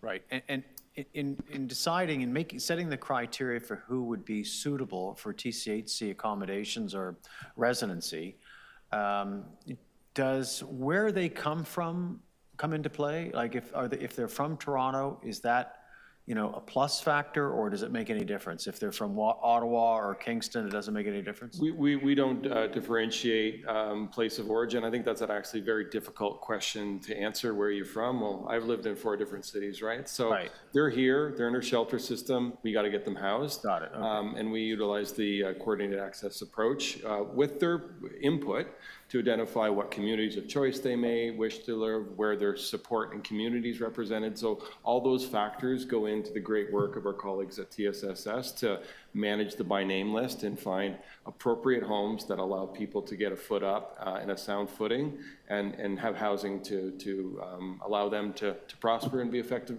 members of society. That's great. Well, thank you for coming today. You're welcome. And John, one more question. Yep. Just following up the one you just asked. Do we identify particular groups of people who will be prioritized? So, for example, would we prioritize families as part of the rapid housing over single people, or are we prioritizing single people over families? Maybe I'll start and ask my colleagues to append. So the vast majority of vacancies at the beginning of the program, as well as the individuals in the shelter system, were single. That was the prioritization. One of the efforts we're making to evolve the program this year is to identify a number of units that are more for families. So that would be 2s and 3 bedroom units where available. Those, as you're probably aware, aren't very prevalent in the system. So we will be evolving that. And as we report back through Nadia in our operations report, I think later in the year, you'll get a better sense of the proportion of 1-bedroom bachelor and other larger unit sizes. That's great. Yeah. Do we pay attention to immigration status for this program? So as mentioned earlier, individuals who participate in the program have to be eligible to be on the centralized waiting list. So they do require status in Canada. Thank you. Uba has a question. If some of the tenants who are placed in this through this initiative, if they have, let's say, mental health or severe mental health challenge, do we still place them with support from different agencies, or do we altogether look for a supportive housing? So I think so this is a very broad question, and everybody's health experience is different, and the way they are able to cope and manage with that health condition is different. But what I will say is traditionally the program has targeted low to moderate support needs. We are looking to prioritize even further lower support needs. So I would not imagine someone with significant mental health challenges would qualify through the assessment program, and the more apt place to place them would be in high support buildings with wraparound 24/7 supports. I hope that answers your question. Yeah, it does. Thank you. Okay, no further questions on that item. Okay, we'll move to the... Sorry, just before we move to that item and we lose our friends from the city, apparently there's been a phone found in the men's washroom. If somebody's lost a phone in the men's washroom, it's at the front desk. Okay, so we're going to move on to the next item, which is the Community Safety Unit 2024 Annual Report to Toronto Police Services, and I have a deputation.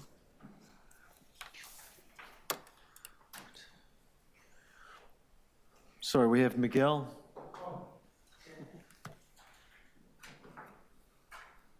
That was interesting conversation about the rapid housing program. Wow. I hope you provided 24-hour support. Thank you. Right. Where were we?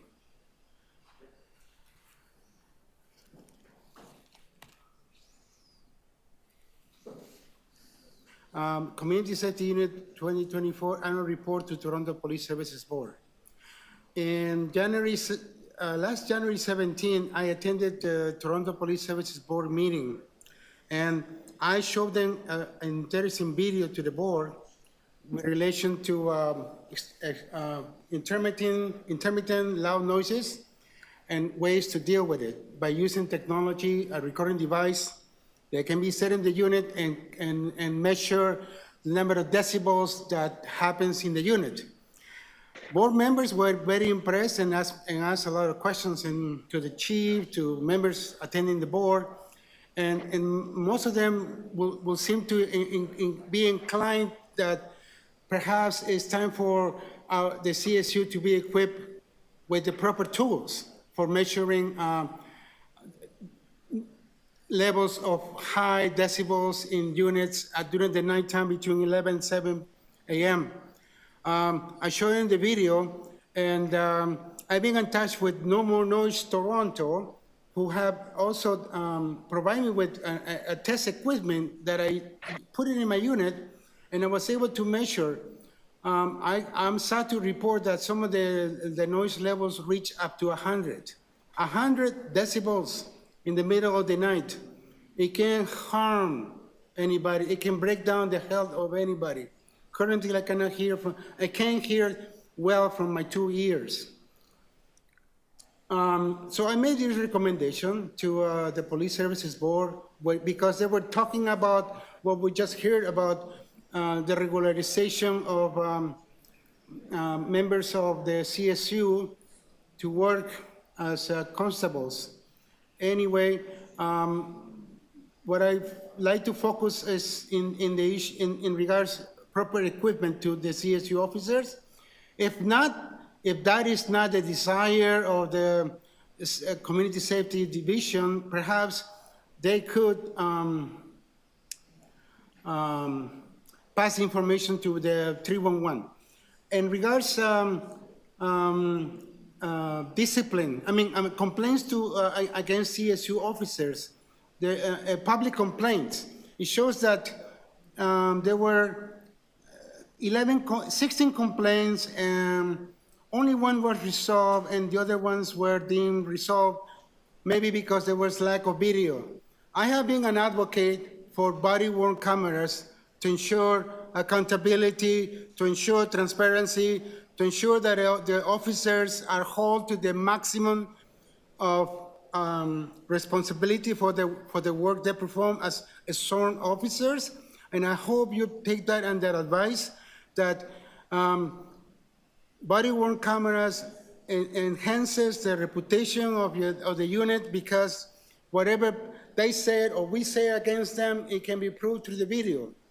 I'm still waiting to hear back from the dispatcher manager, because I have an experience with a dispatcher who got a bit upset because I requested, why don't you send a CSU officer to the unit that was making noises through the night?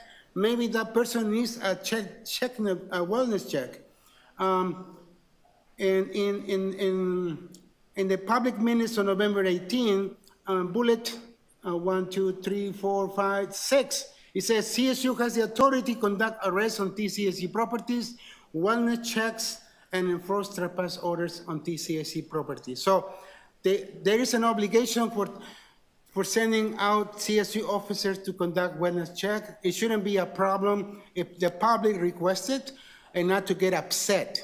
So hopefully I will get my time to speak to the general manager, to the manager of the dispatchers, to talk about why some behaviors are accepted. Thank you. Thank you. Any questions of the deputy? No? Okay. Thank you very much. You're next, Gisan. So I agree. Okay, come to the microphone, please. Thank you very much. You're speaking to the report?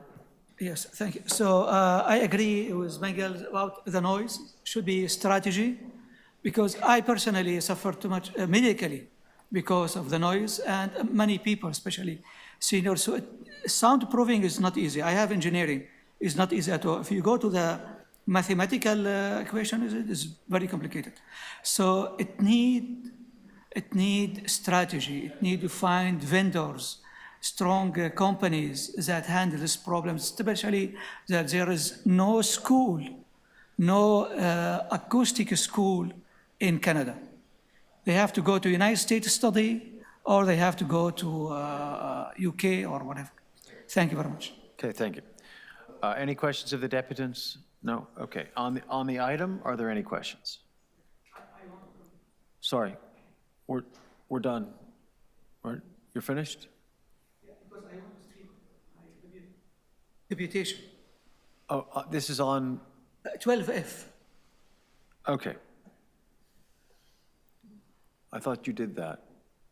Okay, go ahead. You want me to start? Go ahead, go ahead. Thank you. So good morning, committee members, TCHC management, tenants, and all attendees. This deputation is about item 12F, the Community Safety Unit 2024 Annual Report to Toronto Police Services Board. The report is very organized and provide a comprehensive picture about all types of incidents and offensive that is happening in our TCHC communities. There are thousands of incidents that are reported in this report. However, I want to comment just about the drugs and substance incidents. The first issue is on page 9, 2024 Crime Against Persons, Serious Violence Incidents from January 1st to December 31st, 2024. In the Controlled Drugs and Substance Act delivered in custody to Toronto Police, there was just one person delivered in custody to Toronto Police regarding drugs. I don't know if this is just the number of persons delivered to custody by CSU, or there are other persons delivered to custody by the police without CSU or coordination. I don't know the details of the system of cooperation between CSU and police. However, one person in entire 1 year is very small number. It should be more than that, especially that we have many drug dealers in every community. And the main issue we are suffering from is the drug dealers' gangs. There are local gangs and there are gangsters that open branches for national gangs in our communities.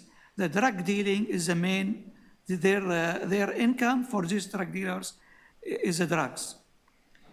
I'm wondering why it is just one person that was sent to custody an entire year. Is it because of lack of investigation, tolerance, or restrictions on the job of the CSU? I hope that I can receive an explanation for this small number, just one.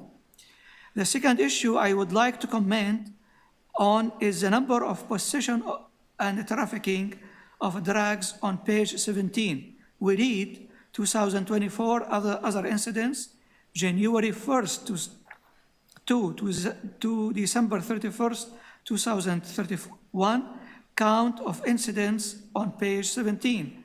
Possession, methamphetamine, crystal meth, 1 incident.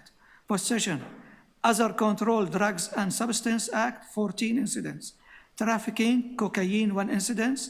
Trafficking opioid, other than heroin, 3 incidents.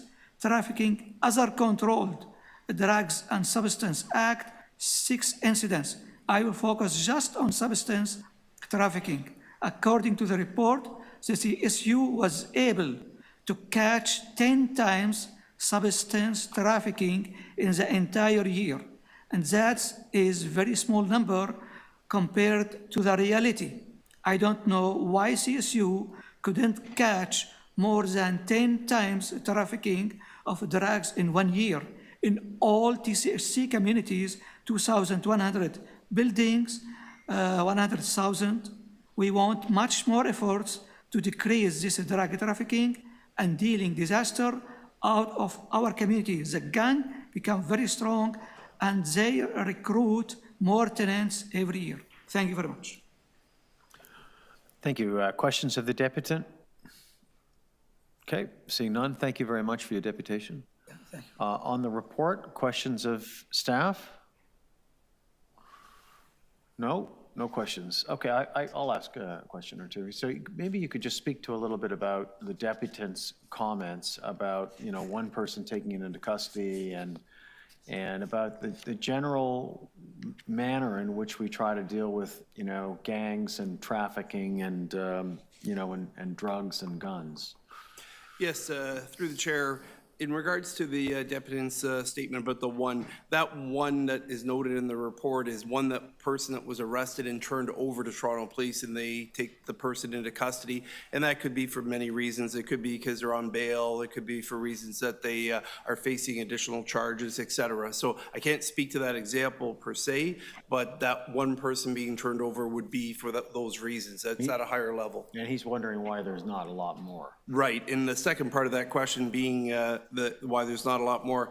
CSU and TCHC have really listened to the work of CSAC. And when we worked with CSAC over the last few years, it really became clear that enforcement was definitely a tool that we use, but it's not the predominant tool. And a lot of our frontline people are looking at the minor. And again, as I stated the last time I spoke, our people deal with minor offenses, and it's low amounts of drugs, quite often outside the scope of what the law says. However, Toronto Police would not be in a position that they're going to prosecute it. The Crown attorneys wouldn't want to prosecute it.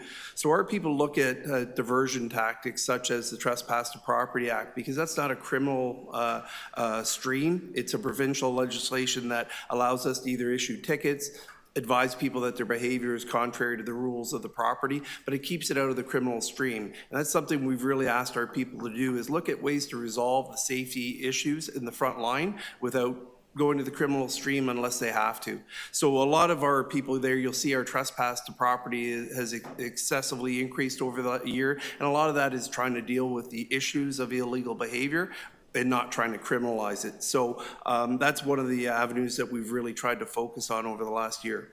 Got it. Okay, thank you. Any other questions from directors? No? Okay. So the next item and the final item on the public agenda is the tenant transfer policy. And we have a couple of deputations there. We have, starting off with Catherine Wilkinson. Presentation? Yes, hello again. Oh, okay. It's clear to see that Lindsay obviously did a very thorough review of this policy, ensuring there were consultations with all the appropriate stakeholders, from the tenants who use it to the staff who apply it, including working with our path to ensure the accessibility lens was applied throughout the policy. I actually appreciate the creation of a transfer review committee. This is new, giving tenants the option to request a review if their transfer is denied. That said, I do have two additional suggestions for inclusion to consider to ensure that tenants have access to all the information they need within the policy itself when a transfer may be necessary. So, probably not a day goes by that a tenant doesn't ask for a general transfer from one unit to another. I would recommend we include specific language in the policy to address this. So on page 2 of your report, the first 2 paragraphs indicate this policy does not apply to relocation. This policy does not apply to agency tenants. I would like to recommend that the exact same language Toronto Housing used in the previous TSC report in Q1 24 around general transfers be included. And so this language would be, this policy does not apply to tenants wishing to transfer for non-priority reasons. Tenants are directed to the centralized waitlist through access to housing at the City of Toronto, and perhaps include the web link. Including this language will educate our tenants once and for all. Toronto Community Housing does not facilitate general transfer requests, and this will also alleviate some of the anger that tenants direct towards staff when they're told we don't do transfers. This second recommendation relates to households where a tenant has moved out of a unit, and so the remaining tenant is then considered overhoused, and we need to be right-sized. That's our language. We know that there are exceptions where a person could remain in the unit if they find an additional tenant who qualifies for social housing. And I think this is really important information for tenants, particularly parents where their kids are leaving home, and seniors, and they've lived in their unit in their community for, 20 some odd years, and they don't wish to relocate. So on page 6 of your report, under that paragraph on overhoused, again, I'm recommending that Toronto Housing use the exact same language that they used in the previous TSC report in Q1 24. And I don't expect directors to retain this, but staff know exactly what the language is. It would read, tenants have the option to request an exception to continue residing in their current unit through 2 existing processes, both of which are set out in the city's RGI administration manual. So request for additional bedroom process. If a household is too small by only 1 bedroom, they may apply to add someone to the household so they are eligible for an additional bedroom. Upon approval, this adjustment deems the household right-sized, resolving the overhoused issue. Addition to the household process also must comply with the Housing Services Act and undergo assessment based on Toronto Housing's existing addition to the household process. I really believe that including these points from the previous TSC report will better inform and educate tenants around the tenant transfer process. Thank you for your consideration. Okay, thank you, Catherine. Any questions of the deputant? Okay, no. Next deputant on this, Kathy Birch. Kathy, you've been very patient. Thank you for waiting. Good morning. Good morning. It's been a long time, but here we go. I am chair of the RPATH committee, and I want you to know that. Can you just move your microphone a little closer to your mouth? Can you hear me better now? That's better, yeah. Sounds like a bad commercial. Can you hear me now? Can you hear me now? We worked extensively with staff on this policy and to work with management to make sure that as an addition, that this time we get to add the procedure as an attachment to the policy. And while that might not seem like a big deal to some people, it's a major improvement for this corporation and for the tenants. It makes people aware of and manages expectations of our staff and of the tenants so that they can be more successful in what they're looking for and they know what to expect. I will tell you, we had multiple sessions and went through this policy word for word. We went through the procedures word for word. We went through many scenarios of what if this and what if that, and so that we could provide some consistency in not only the wording and meeting the accessibility communication standards of plain language, which we're looking to put into all of the policies as they're being updated, but to make sure that the staff will be able to consistently across the whole portfolio apply the policy in the same consistent way, which then we won't have somebody in the east going, well, this TSC said this, and somebody from the west, another TSC did. It's going to provide that consistency in application of the policy. The procedure that's attached will be at a level where it can be a live document, it can be ELT approved, and that's critical because it needs to be able to breathe and live within legislation changes, directives from the city. And those changes then will be noted and it'll be live on the website and then it will be available through TSCs and at the hubs and those kinds of things. And it provides more accountability on staff and on tenants. We did manage to get, instead of it being called an appeal process, we're calling it a review process if a tenant doesn't agree with a denial. And this time we got where tenants can actually have a voice in that review process, instead of staff just taking it away and reviewing it and deciding, no, it's right, or no, it's wrong. The tenants have a voice, which it's critical, because if you think about it, it's like, if you go to court, otherwise it was like the defense had no voice at all. It was only the prosecution. This way, we've now, tenants actually have a voice. So I can't tell you how much we support this policy and what's in it.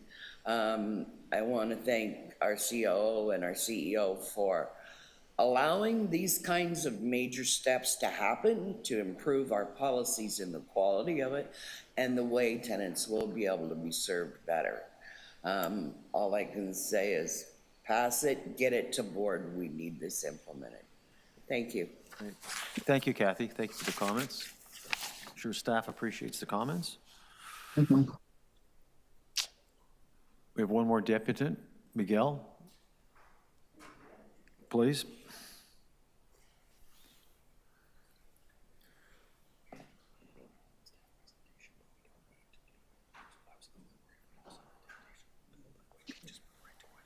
Yeah, okay. Let's do that. Yeah, save the time. Sure.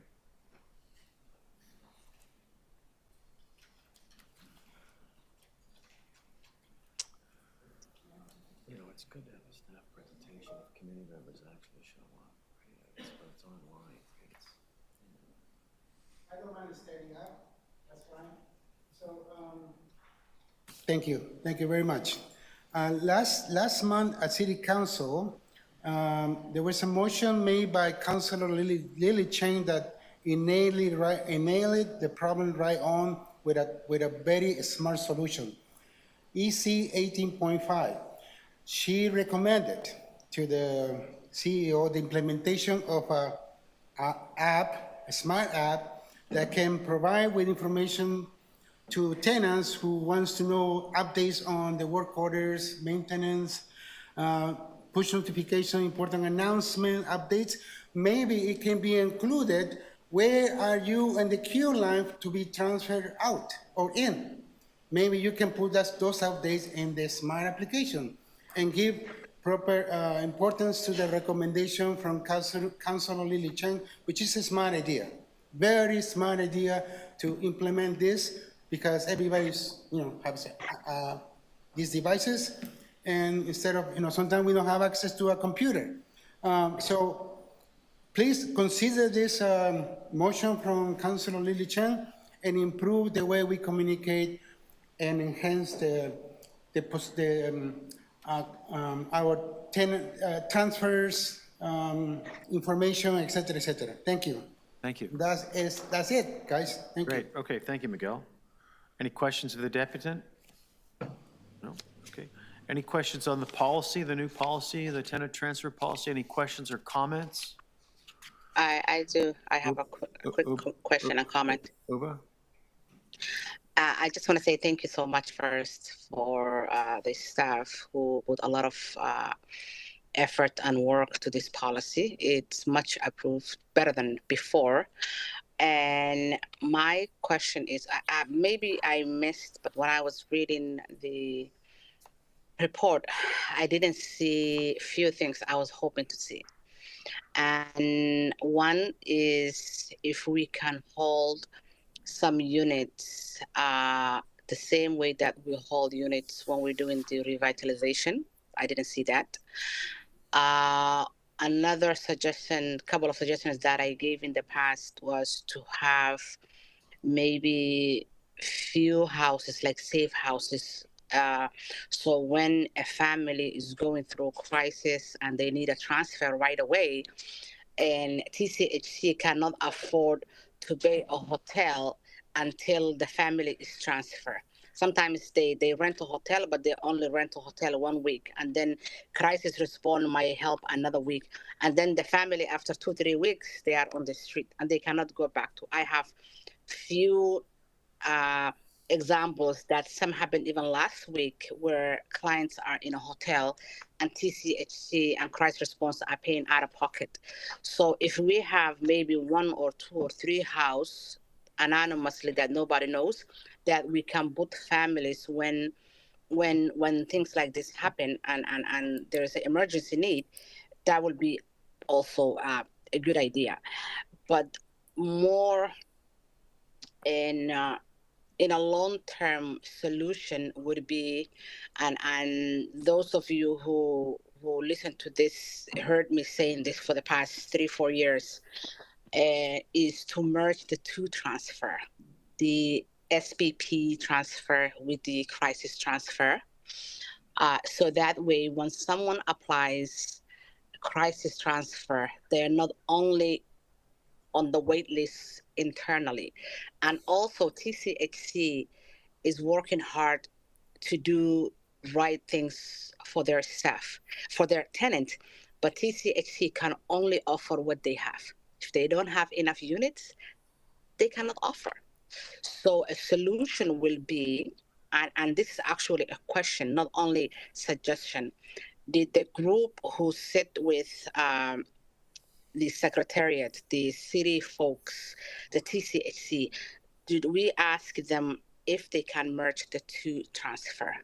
I know it's a policy change or revise, and it's not an easy thing, but nothing good is easy. So did we ask that question? Is that possible to merge the two transfer? Because what would happen is if somebody is waiting, instead of just waiting internally with TCHC, they would be on the wait list externally with access to housing, where they will be on the wait list not only for TCHC but with other providers such as co-ops, private nonprofit, rent supplement, and they have more options. So I'm going to stop there. Thank you. Okay, so she's asked a question about merging the two types of transfers. Through the chair, I'm happy to answer your questions, Director Farah. So I'll take them in order. Holding units unrentable in the same way that we hold them for relocation is absolutely something that is on the table. We're in discussions with the Housing Secretariat about doing that, and the discussions so far have been positive. We do require their consent to do that, and we are moving in that direction, absolutely. And that is something that will really help us. It'll enable us to make sure that we always have units available for transfers, and that every transfer unit can be offered to a tenant until it gets taken up by somebody that it meets their needs. As far as a temporary unit or units, small number, I think that's something that we need to explore. There's a lot of complexity around that issue, having to do with the type of tenancies that TCHC can enter into.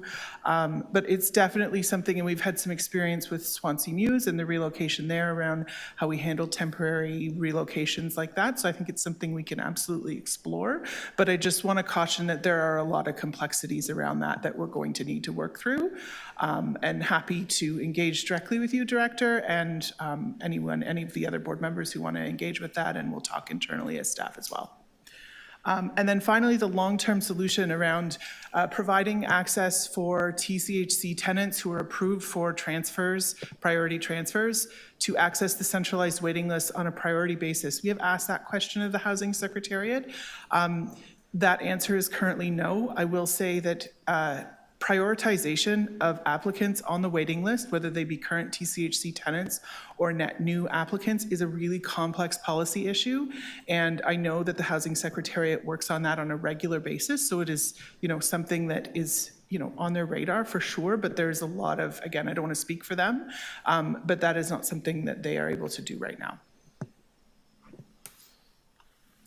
Did they say why? Is it because the complexity? Is it the time?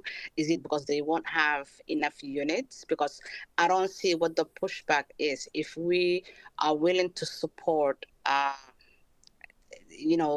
people who are facing domestic violence and human trafficking through the SPP, why not people who are, facing violence through crisis transfer? Like I don't know what the pushback is.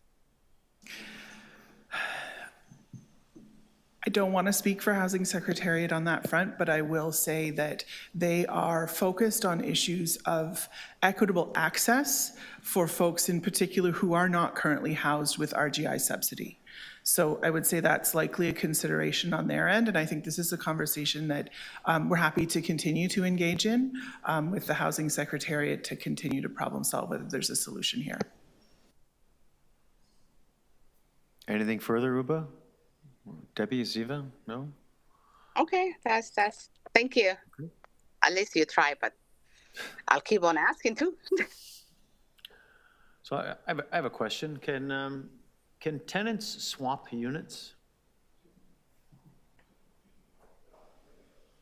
So through the chair, this is an ongoing question that we've been asked. In certain circumstances, we have done this in the past. The complexity is that it requires 3 units in order to do a swap, because you would have to temporarily move a tenant so that we could refurbish the unit to get it to the new tenancy. So it actually isn't the most efficient way of doing a transfer. However, in the case of over and under housed, if there's an opportunity for a vacant unit within the building, that's optimal, but we're not always able to accommodate that. So imagine in a building of you have a 1-bedroom, you need a 2-bedroom, somebody has a 2, needs a 1. It would require us to have a third 2-bedroom, which actually delays the process. But what if tenants agreed? What if you had 2 tenants who came to know each other and they wanted to make a switch of buildings or locations for whatever reason? I don't imagine this would be a common occurrence, but is that held up by bureaucracy, or is that allowed to happen? So through the chair, I think we would explore it on a case-by-case basis. The complexities, we would have to potentially go in and get the unit to a particular standard, right? Like you wouldn't just move into a unit without cleaning, painting, making sure that it meets certain criteria, and so there will be a bit of a delay and a gap. So where do we put the tenant when they leave the unit, right? So we are exploring that. I just want to caution it is a little bit more complicated than it sounds. Unless the tenants agreed that the units didn't, if they'd seen the units and the units didn't need to be refurbished, and they could just do a moving day and switch units. Through the chair, I think if there is an instance where that comes up and we could accommodate it, I don't think we'd say no. Right. Uba has set her hand up. Now, Ziva. Uba, go ahead. We used to have, we used to allow split tenancy, and then we stopped.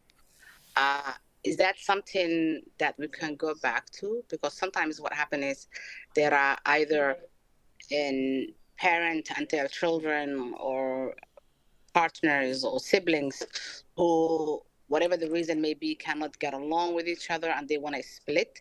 But now we're telling people, whoever cannot endure the situation, go back as a new client and start apply to access to housing and wait for 10 years or more. So is that something that we can go back to, or that's a done deal? So through the chair, that policy is governed by the Housing Secretariat, and we're administrators of that. On a case-by-case basis, under extreme circumstances, we do go to the Housing Secretariat and request permission, but that's on extreme cases, so it isn't the policy. And again, it isn't a TCHC specific directive. We are just implementing as we're told to. Ziva? I just have one question, and it's in regards to the review process. So I guess for me, it's just what is the process for the transfer review committee meeting, and how can tenants be informed about the next steps if they feel the transfer decision was not handled appropriately? Through the chair, thank you for that question. So this process would be, tenants will have the opportunity to present their perspective and their case for why they disagree with the decision, or why they feel the decision was wrong or the process was not followed.